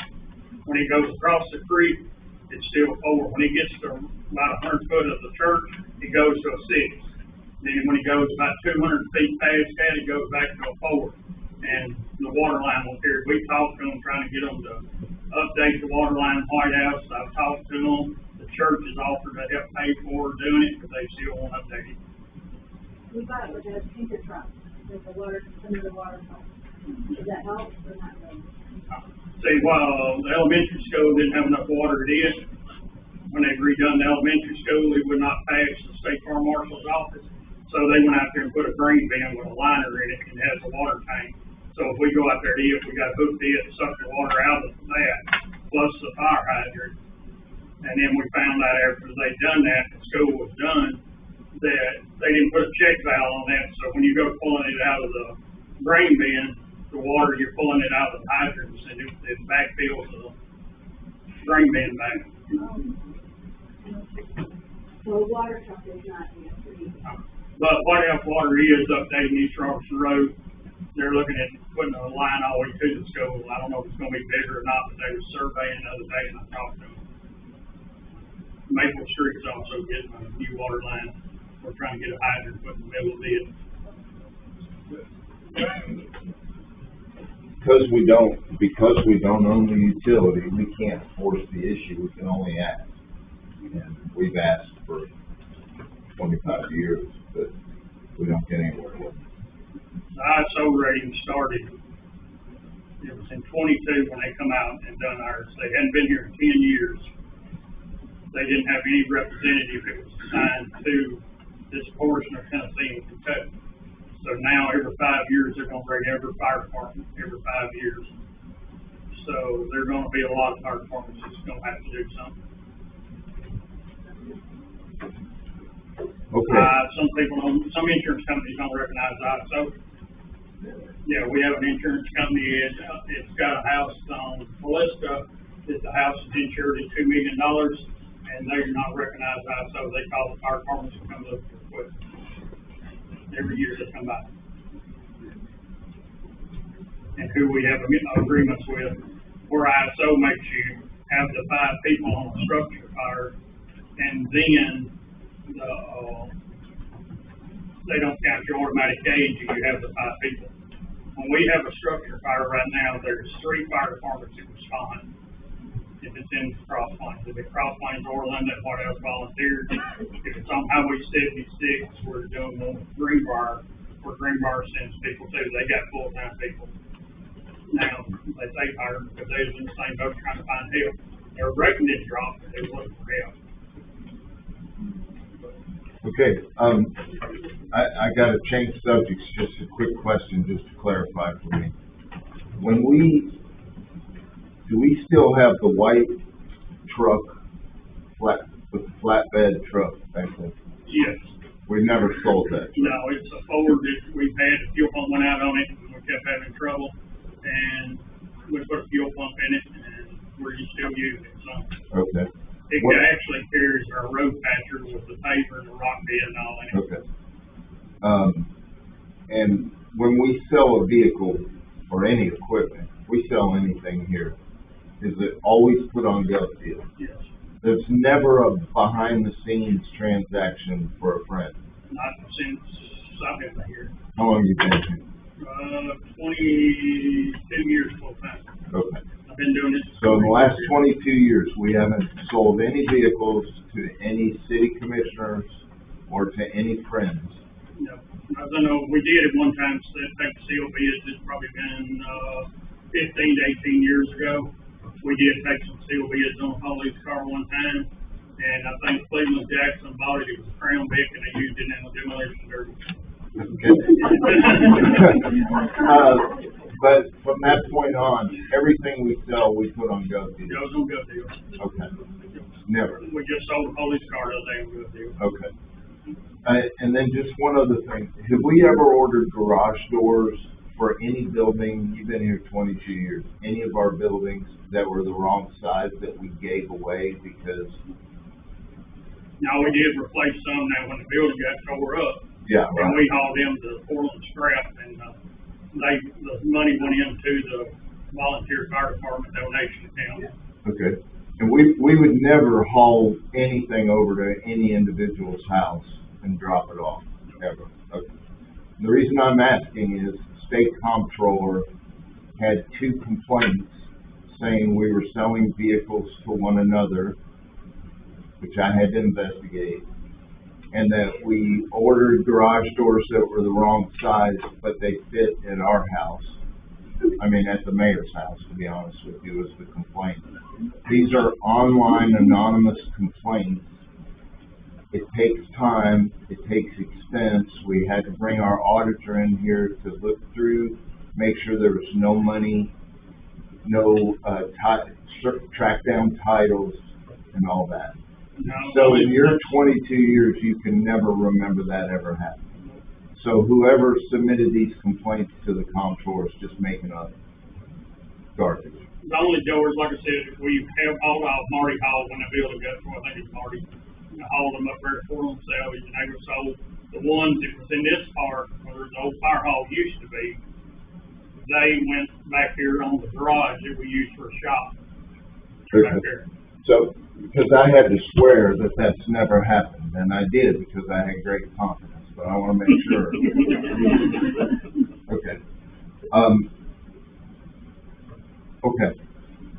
Any questions for Tom? Thank you. I just want to make sure, because you've been here the longest other than me. So, everything goes on gut feels? Yep. Always? Okay. Thanks. Yeah, the last thing we sold in a fire was, Okay. I appreciate that. Okay. Okay, well, let's continue on. A couple things, now that Holly's here, just two things I just want to update the commission on. One is we started the process getting Tammy off the bank accounts and getting Holly on the accounts. We met with the bank today, and that's official, although it could take up to a week to get all the changes made on all the CDs. They got to rewrite every CD. But we got the operating account done. And we're going to install a credit card processing machine and service, because the citations, lots of people come in and want to pay a citation with a credit card, and we don't take credit cards. And so, just as part of upgrading, this is something we actually talked about before Holly, Tammy, and I were talking about it a couple months ago. We really need a credit card machine. So I just want y'all to know that. We have something else I want to bring up before we open bids, if you don't mind, Mayor. There's been discussion, I don't know how it all started, but I like it, that the city of Cross Plains should take over the maintenance of Kilgore Cemetery and make it official. When I mean take over, I'm talking about just the grooming of it, like we do before the 4th of July. We've done that recently, and with Mr. Blind's health not great, we think it would be good to memorialize in our minutes that we accept responsibility. Since our park's right there, when we're mowing, we can mow right there. I was gonna say, don't we mow all the way around it anyway? Yeah, we do. But I think it would be good, because eventually all of us are going to be gone, and somebody needs to be able to look back and say, when did the city decide they were going to mow the cemetery? And I'd like to have that as I would like for y'all to post to it. Is good with us doing that? I mean, Kenny, do you want to speak to any of this, or is that who you were going to call on this? Yeah. Nobody owns the cemetery. Nobody. There's a family cemetery, and so always we want to be respectful of anybody in there, and the majority of the people in there, it's always kind of been identified as Mr. Jimmy getting on up in there. He kind of had this one informal thing going on for him. He has always been so generous to us about saying, I'll pay for that big tree removal and things like that, and we've always been dealing with him. Kind of been a gentleman's working with him. With him getting up in years, and like I say, with our positions changing, we felt like it would be good to say that we would take care of things like mowing. We have repaired the wall twice this year where trees have fell over the walls. One of them we managed to put time capsule in, and we repaired the wall. Also, things like inside the cemetery need to be weeded, not just stone the tools apart with the weeding. So we want to be the ones who do that, because we feel like we're better at it than anybody else. That would not account for if a stone breaks, that we would be on the hook to replace it or anything like that, or to repair stones inside. We've also added dirt in the last year to fill in low spots and to make it a place where people come and they appreciate our heritage, because it is our heritage. What we're mainly trying to do is we would need to sit down and Jimmy, make sure he's good with that and understands it, his family understands it. And we're clear about what our role is, but to get something in writing where that's more than just, we'll take care of it. That's what we're doing. I think it's reasonable. Thank you, I do too, and I just would love to see you guys vote in favor of us reaching a more formal agreement and take that on. I think the next step would be to ask Jim to come to the meeting, so he'll know, he can tell his family.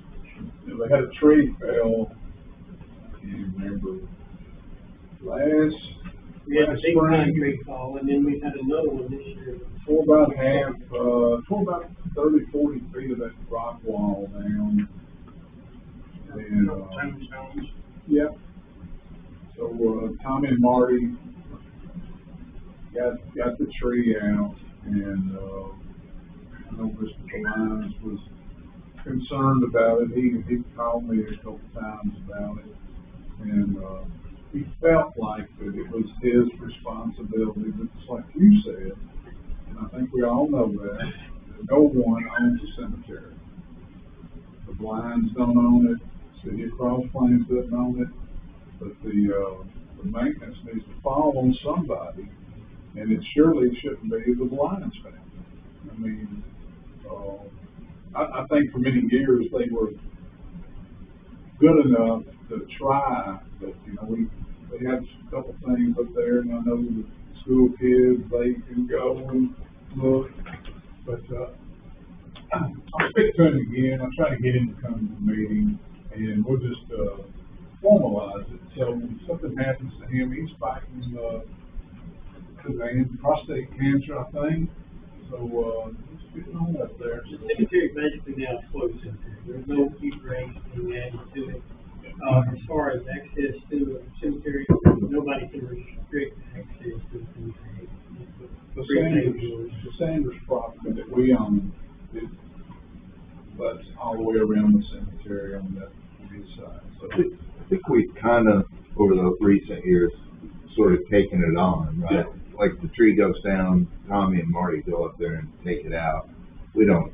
We do all the weeding, we do all the. Yeah, and so I just think to kind of formalize it so that future generations know the city is doing that. They don't own it, but we just do. And while we're on that subject, there's a lot of people that fairly new to Cross Plains, so there's a historic marker there. We tried to get somebody with the state that's over the historic markers to refurbish it, paint it, clean it up, put new posts. We couldn't get anybody to do anything, called the state reps. Kenny Swan took it upon himself, he took it down, we put a new post up, and if I'm not mistaken, you painted it. And so, I'd like to applaud Kenny on that. You guys, it looks very nice, we got tired of waiting for somebody, and, hopefully, we won't get a phone call about that, that we, infringed on state property. But anyway, what else you got, Chip? Couple things. When we adopted the last budget, there were some people who didn't get raises that need them, in my opinion. And so I would suggest to the commission that we amend the budget to add a 3.5% raise to all full-time employees. I think most got them, but who didn't was Kenny, Marty, Daniel. Chip Hamilton. No, don't worry about him yet. Who's the other gentleman? Warren. Warren. So I want to go back and clean all that up. And I guess I'm just asking for. Somebody else? Jimmy Ring, he's helping us right now. He just started his own business. The officers got there, it just hadn't been consistent through, so that was an oversight, well, it was a mistake maybe on my part, but, anyway, I propose that. I also think Tommy deserves more of a raise, back to the point that was in the minutes, that we talked about Stan's raise. I think I'd like to see Tommy get more money as well, not just 3.5%. My suggestion there is to take him from 68 to 72.5. So that's, $4,500. Where is that money gonna come from? Well, we have lots of places it could come from. I want to find the best place. You really had an overage on the budget. We don't have it here because we didn't print it out, but we had, remember the bottom line for the budget had a cash surplus. We weren't behind. It will cost. The things that you were gonna fix too, so I didn't know how that was gonna. I sent all those over to Tammy to fix them, and they're still surplus. So we probably just take it from surplus. If not, I'll just trim back some line items. So, Do you wanna bring that to us next month, we can look at it? yeah, I mean, that's fine, but I'd like to make it retro back to July 1st, the beginning of the budget year. I'm glad to bring it back. I mean, I would be okay with it being retro, but I'd like to see it in front of me. Okay, good. All right, I'll do that. Okay. So you want to put that on the motion? Yeah, I'll make a motion. We'll look for a second. I'll second. I'm in favor. Okay.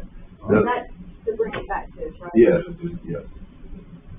Okay, the last thing I have on my list, we're just following up from previous meetings.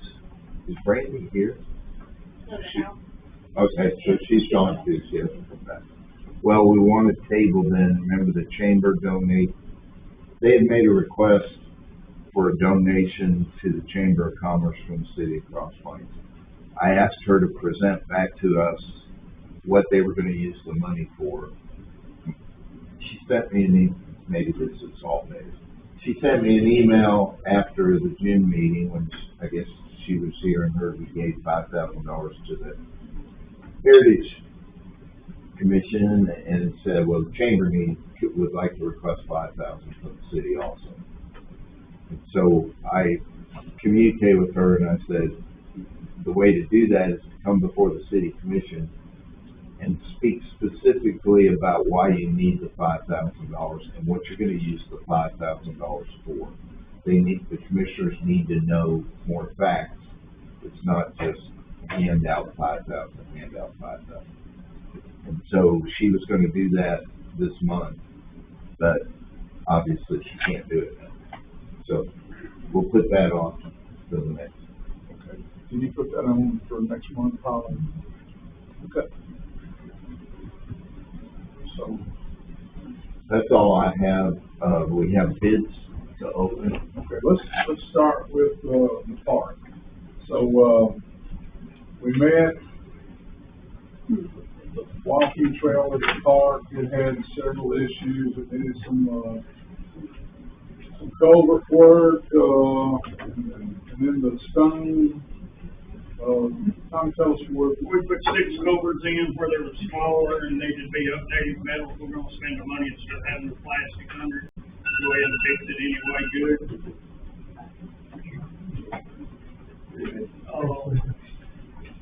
We added 400 and some tons of rock on it. We rented a roller, rolled it down, graded it out. Pretty good shape. Hadn't washed that bad and all these big rains were bad. It's got a spot or two, but I've got 4 bids on paving of it. Cheapest one, we don't know nothing about. He didn't put how many tons he was gonna use. He just put 2 inches, slip finish. It was $125,000. The next one was Rogers Group, was $139,600, and they put the tonnage, it was pipe asphalt, and all. And the next one was $160 from Rawls Paving out of Coopertown, And he put the square yards, but he didn't put how many tons of rocks that, asphalt it's gonna take. And the last one was J&A, and they was at 196,664. And that's 2 inches of pavement rolled down. And, the Rogers Group pave bid could be cheaper because they're doing it by the ton. When they do our paving, they bid it by the ton put down.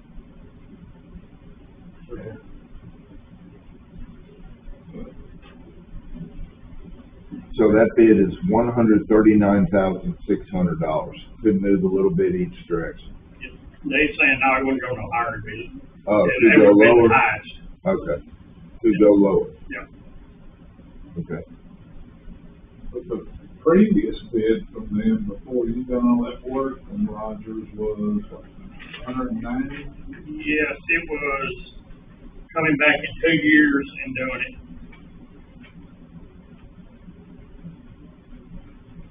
But yeah, it was coming back in 2 years and doing the pave, after they started chipped it and paving it in 2 years. Wait. Well, I'm confused. Coming back in 2 years. Yeah, see, when we was talking about tar and chipping it first, they had an asphalt price figured in to come back in 2 years and pave back over the tar and chip, and that's when y'all decided you wanted to look at. So you're talking about 2 years ago?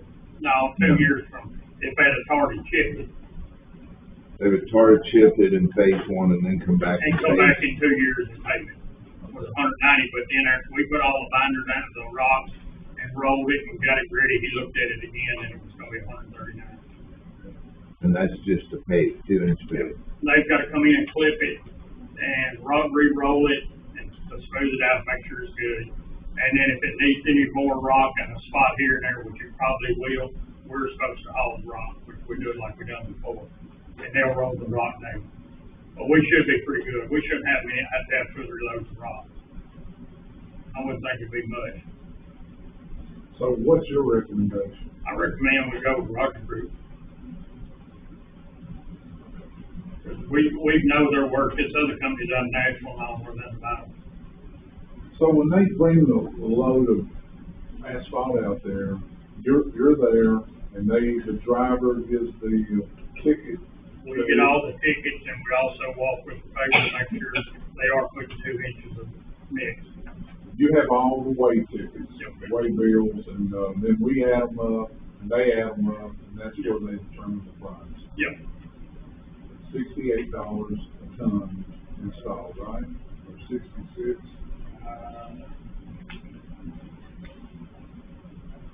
Yeah, he didn't have it, but what it cost or something. No, it's not on. One guy, I know Ross put it on theirs, it was 150 a ton for the asphalt.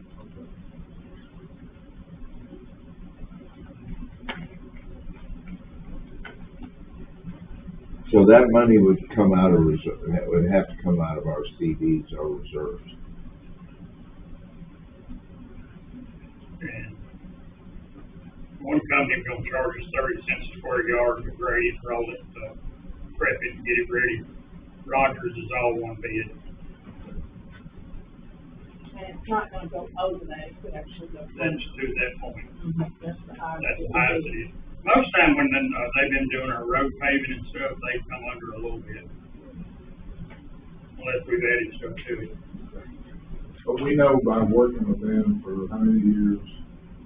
Years, something.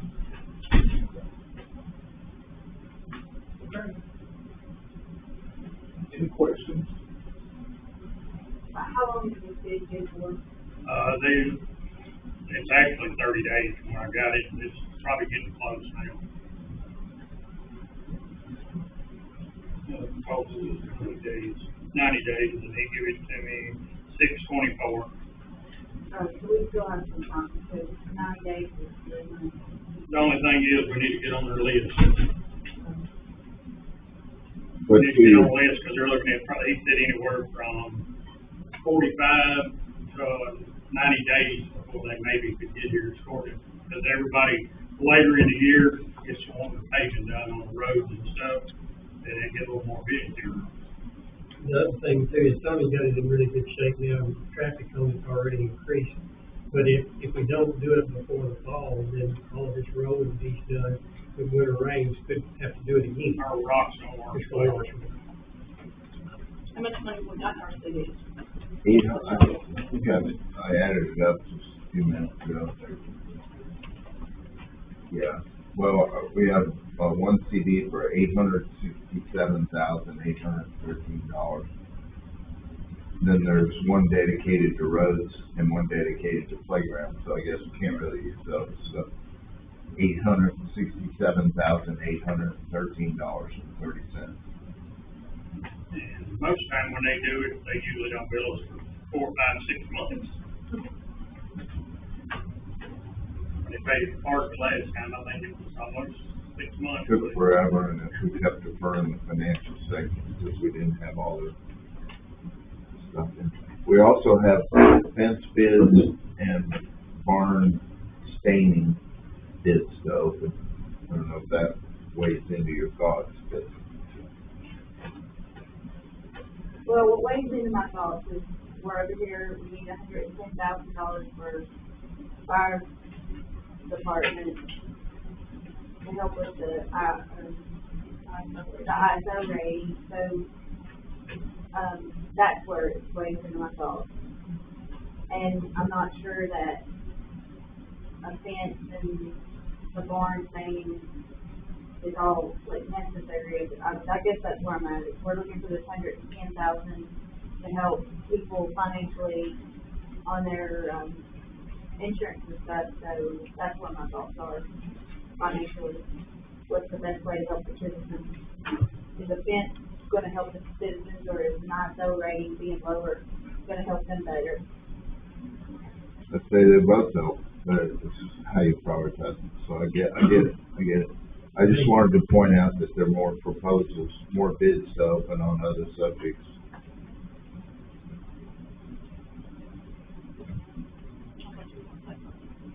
Yeah, I was just gonna say that I don't disagree with you, but right now we're not talking about fence or barn Well, thing, we're talking about I know, fence. we brought it up, Didn't want to confuse them too with it. but I mean, I see citizens using fence. Sure, I I get see it. them using this over a fence, if you, I understand that, I'm just saying we're not talking about that. Yeah, anyway, the old spot. No, it's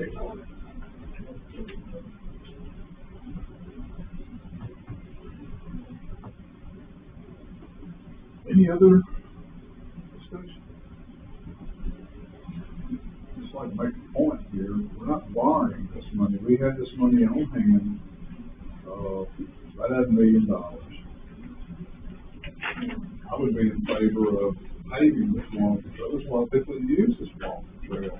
So we're talking about making an improvement, we've already spent quite a bit of money and time getting it ready to pave it. And I think it's a priority. You know, everybody, whether play football or baseball, there's a lot of people, I see people in this room that use the park. It's amazing how many people are down there and want to use it, and it's our responsibility to give them a good, safe walking, trail to get on. So, I would make a motion that we spend the money and go with the bid Tommy likes, the Roger Group, and I would look for a second. Jason and Sam are both not here tonight. Sam's got a major issue and Jason has something going on, so if you stay fit, make a motion. If you don't say a thing, we'll let it go. So motion's out there, looking for a second. Well, are we gonna prioritize the ISO and the $110,000? Sure we are. Okay, I mean, that's, We've got the money on hand. yeah, I just wanna make sure that's handled as well. Well, certainly, that's priority over everything. Yeah. The safety of I'll this. second it. And we're looking for a yes or a no. I'll do it. Thank you. Call and get it on the agenda. So Kenny, tell us what else you got. All right, you want to start with the fence or the barn? Let's start with the barns. One more thing before you do that. We're having our fire safety day August the 24th. It's park, if anybody wants to come down and bring kids. There'll be stuff for adults on how to use fire extinguishers, extinguish fires. CMC is supposed to be there this year, and they're gonna do electrical safety stuff with electrical appliances, electric lines, and all what to do. They've got a little trailer, it's got a squirrel that runs across it, tries him, and different things, so we're trying to add a few more things. So, y'all wanna come there? That's a food truck. Looks like I have 3 paint quotes. Go ahead, Ken. Our stock barn down here is like, okay, and basically this is what it turns to. This piece was pressure washed, and then I went down to, 2 places, Sherwin-Williams and Lowe's, and, I got prices on what it would take. This is what the Sherwin-Williams look like when you test stained it. This is what the Lowe's look like. Sherwin-Williams, was, cheaper. Yeah, $55.98 a gallon for the Lowe's, and, $41.49 for the Sherwin-Williams. So, pretty good bit of difference. $41.49 for Sherwin-Williams, huh? Oh, yeah, thank you. Got the last one. And, then 50, and I can't operate the total, can you do that, please? Thank you. $41.49 per gallon for the Lowe's, for the Sherwin-Williams, and $55.98 a gallon for the, and, just to be honest with this board, the Sherwin-Williams forms a lot better than the Lowe's. It's, sorry, Sherwin-Williams on the top, Lowe's on the bottom. That's the thing, basically. It's a stain, has to be put on with a brush, it can only be put one coat. It can be sprayed on, but it has to be brushed in, it can't be over 90 degrees to apply. So that is the cost of the stain if we go that route. We have a cypress down here, we have poplar down here. We also included Conrad and Trish Rogers in this process because they donated all the remodel on the farm down there, and we feel like that's only right to include them on the upkeep of it. We do already treat the barn down here and the log barn with a product called Timber twice a year, which helps on fungicide and on insecticide for the structure. This is mainly to stain it and to make it where it doesn't look like this on it. Okay. We also asked 3 people to bid on the process of putting those bids came to City Hall. Chip has those bids. Yep. Is Sure. this a cosmetic thing, or is this a maintenance, just wood, marble? Okay, it's both. One thing is, and Dickie, you can tell me here if I'm telling this right, because you got some experience with it. Certainly a cosmetic thing. Since we pressure washed the barn, it's a lot lighter color and things. It also does a lot on sealing the barn as far as moisture goes, to where it doesn't quite take the elements as bad as it has, and seals the wood. So that's one reason it can't be above 90 degrees, because if it's tacky after that, it has to be below 90 so it cures and seals it. What's your estimate on how many gallons you have to fix it on? I have absolutely no clue. What was that? How many gallons it would take to do those? I ought to be able to tell you. I'd say it's gonna be somewhere between 30 and 40 on the Sanders barn, and probably right at 40 on the Kilgore station barn. Okay, so we're probably looking at anywhere from 80 to 100 gallons to do it properly. He's got the bids. All right, the first one's from Celebrity Painting, which is Paul Webb down on Glyville Road. Barn number 1, $3,200, includes the sign saying Cross Plains. Barn 2, $5,800. So I guess the total there is $9,000 in labor.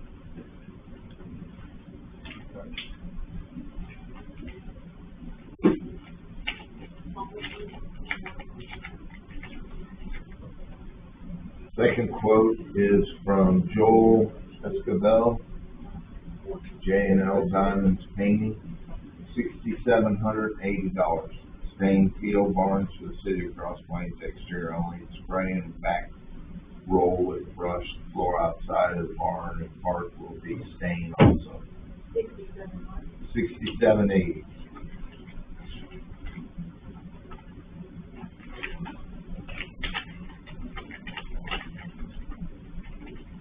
And this one is from Charlie Holland. It didn't total it. 3,200 exterior stain on barn on Highway 25. 3,200 stain exterior building barn below ball fields and park. 3,100 stain underneath porch ceiling on building barn. 600 stain porch on building barn. 300. So 900 plus 63. You already added that? And that's one caveat in it that the other two didn't have, and that is doing the girders underneath the porch. That's what Charlie. That's what Charlie. On the field roller, barns. On the state. Yeah. Now, it's at 7,200 plus approximately 4,200 for the Product. product. Or 6,700, whichever one. So the city will buy all the material. City would buy all the material. This is just labor. Yes, I don't have any agreement with Sherwin Williams or anything like that, but I do think that amount of stain, they probably would give us a better break on that. It does come in 5 gallons, but there wasn't a big break on the 5 gallon price as opposed to the 1 gallon. But I can ask them that. Buy that much. Was it on Minnesota? Probably get 20% anyway. You can probably get 20% off. So there you have them. So approximately $10,000 to do this job, approximately. It's both barns.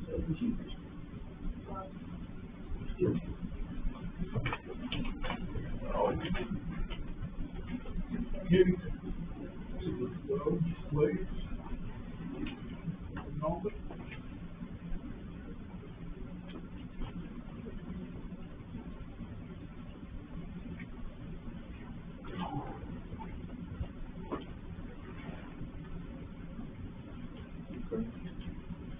So your recommendation? Well, I'm seeing these for the first time, I'd just like to know. Let me say that these 3 bids came from people that we have, that were recommended to us by someone. Charlie Holland is the local guy. One of those bids came from the people that stained your barn. The other one came from, guy Sam Hastings uses on a lot of his business. So we all have some connection to those 3. Gentlemen, you still gonna blow you Webb? Yeah, he's the highest. He's the highest. Yeah. But that doesn't surprise me. The celebrity painting group, I mean, they're acquaintances of ours, but, they do a lot of commercial stuff, and when you sort of get the one-offs, they're sometimes high. They do good work, but they're sometimes high. I haven't had any dealings with any of these folks, so as far as recommending how their work is, I can't, I always think that we should try and go as local as we can. Yeah, right. Sorry. Wow. Oh. Daddy, you're driving home. So, Mr. Highland, he's local, right? He's local. And he was the lowest bid. Right, he does a lot of work, he does a lot of He work. was the middle bid. He's the middle. Yeah, that Joel Escabel. Well- was the lowest one. Highland, he was talking about painting underneath the Yeah, but he stage was there, doing wasn't some he? additional. Yeah. Yeah, Charlie was underneath too, which I asked Conrad about that. Conrad thought that would be a great idea to do underneath. I just know if you don't do something to say whatever it's going to turn gray, it's on it, all those yucky things. We have 2 outstanding looking buildings right now. We have pressure washed stock barn, within the last month and a half, and it really changed the way it shines, but to keep it that way, we can't. Yeah, we're gonna have to spend money, we're gonna have to spend money to keep those buildings in great shape. I agree. Okay, let's move forward. Somebody like to make a motion on one of those? I'll make a motion for Charlie Holland to do it. I second. Is there a vote? Call Charlie. That's great. Can I wait for more? Yes. All right, thank you. This meeting goes on much longer, it'll be morning. True. We got one, is this the only thing? Real quick, we sent our new requirements out to all 4 people who had bid the first time. That included one that had bid after the process the first time. We sent it to them anyway. We told them our specifications, exactly what they were, according to what Dookie and Conrad and I talked about, being 66 post driven, no concrete, secured, I think, with screws, and that, don't think that requires, that doesn't include any painting on that. The only person who responded on an updated bid was Alley Land and Fencing. I didn't get anything new from the other 3. I was sure they're happy with their bid. Okay. Alley Land and Fencing, $40,800. I don't remember what the other bids were. I know that the first time through Alley Land and Fencing was the low bid. And I don't. Provide and install 3,400 feet of 4-plank board, 4-board plank, poplar and fencing, including posts at 7-foot centers, 5 by 6-inch tapered, roughly 6-inch round posts driven into the ground, facer boards fastened with screws. Price per foot estimated at 3,400 feet. Final footage to be billed upon completion. Not as bad as I expected, actually.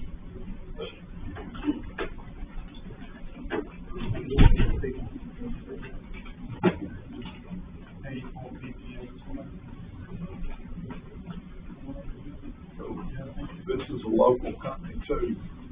Yeah. There you go. He went in there and maybe looked through the other bit.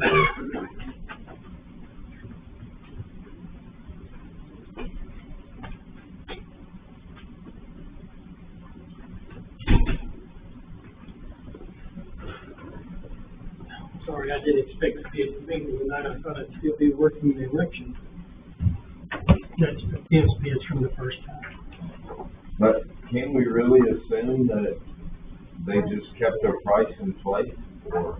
Why would it matter if you offer them to rebid it and they? I can't see, I mean, honestly, they didn't respond. That, So you did contact. I contacted everybody. Chad Rogers did tell me over the phone that he was happy with his first bid. That's the only contact that I had from anybody other than Chad Rogers was $45,560. That was his bid. Everybody else was higher. Oh no, Alley was $40,800 the first time around. What did we just say they were? Same time. Thank you. Looks like all the prices held with the specifications you gave.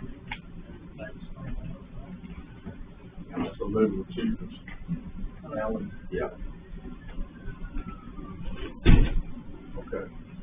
So the discussion is, you're just trying to put this border on both sides of Sanders Farm, and this came out of Parks and Recreation. So next year, they're probably gonna wanna come back. If the fence goes, next year they wanna use the, cherry trees like we got in Kilgore, probably about every 200 feet down through there on both sides of the road, with stagger from one side to the other, all the way through. And, I think in years to come, if we ever did do some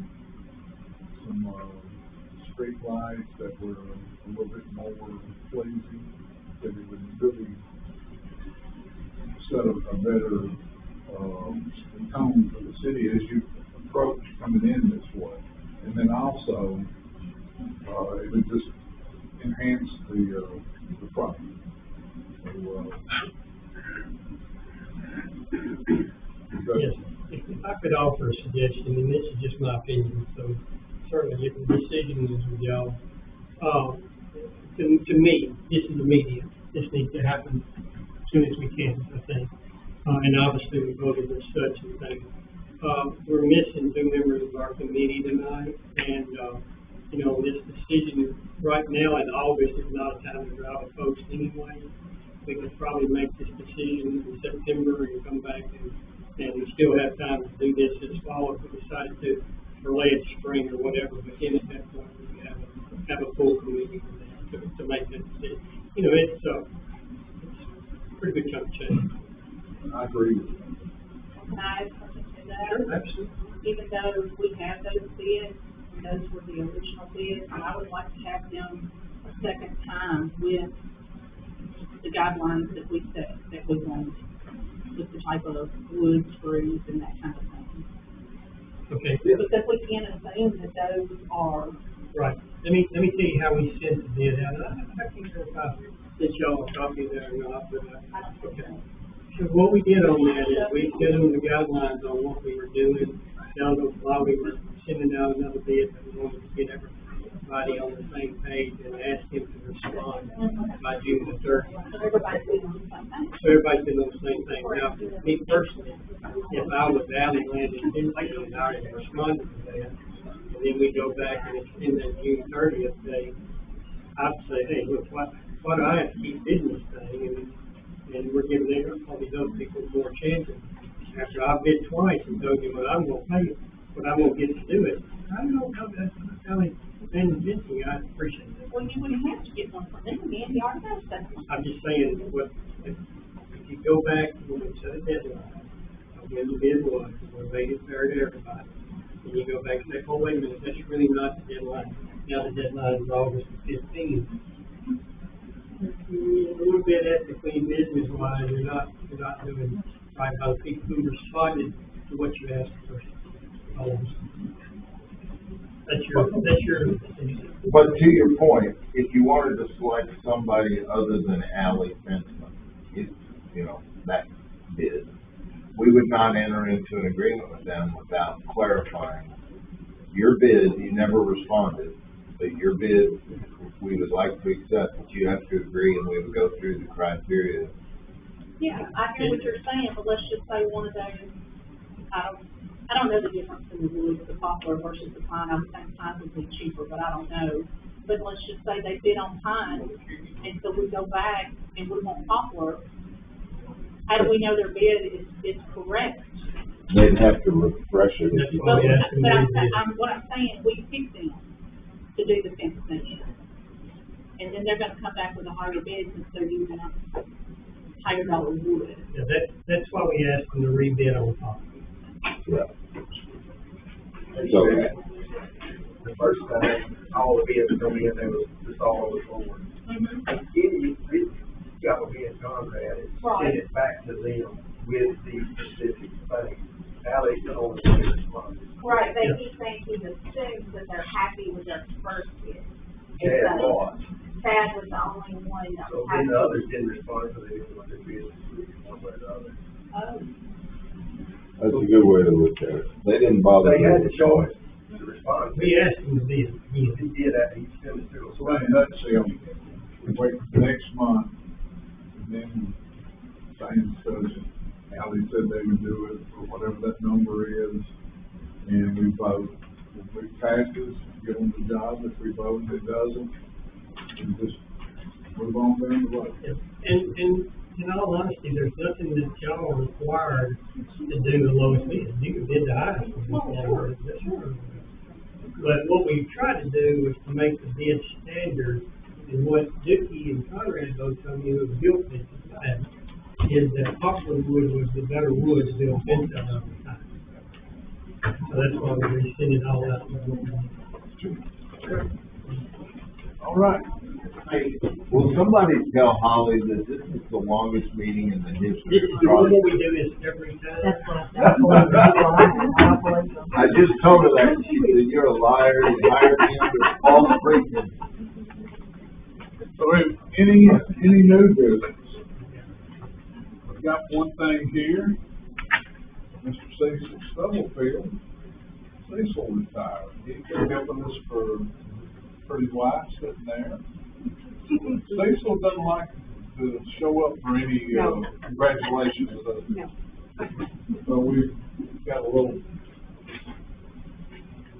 presentation here for him. The city of Cross Plains, Tennessee would like to express gratitude to Mr. Cecil Stubblefield for his service, dedication to the community of Cross Plains, Tennessee. Cecil served as caretaker in our eyes and ears from Kilgore Park. Cecil retired in June of 2024. He will be missed. Thank you, Cecil, for a job well done. Signed this day, August the 1st, 2024. So, you tell him that we gave him maybe he'll look at this in his privacy, okay? I thought it'd be nice if the commissioner would sign it, and otherwise we don't have to, but, Well, we don't have them all here. yeah, whatever you think, I just. Okay, any old business? Anybody that would like to comment? We are ready to hear your comments. Tommy, you're not included. Any comments?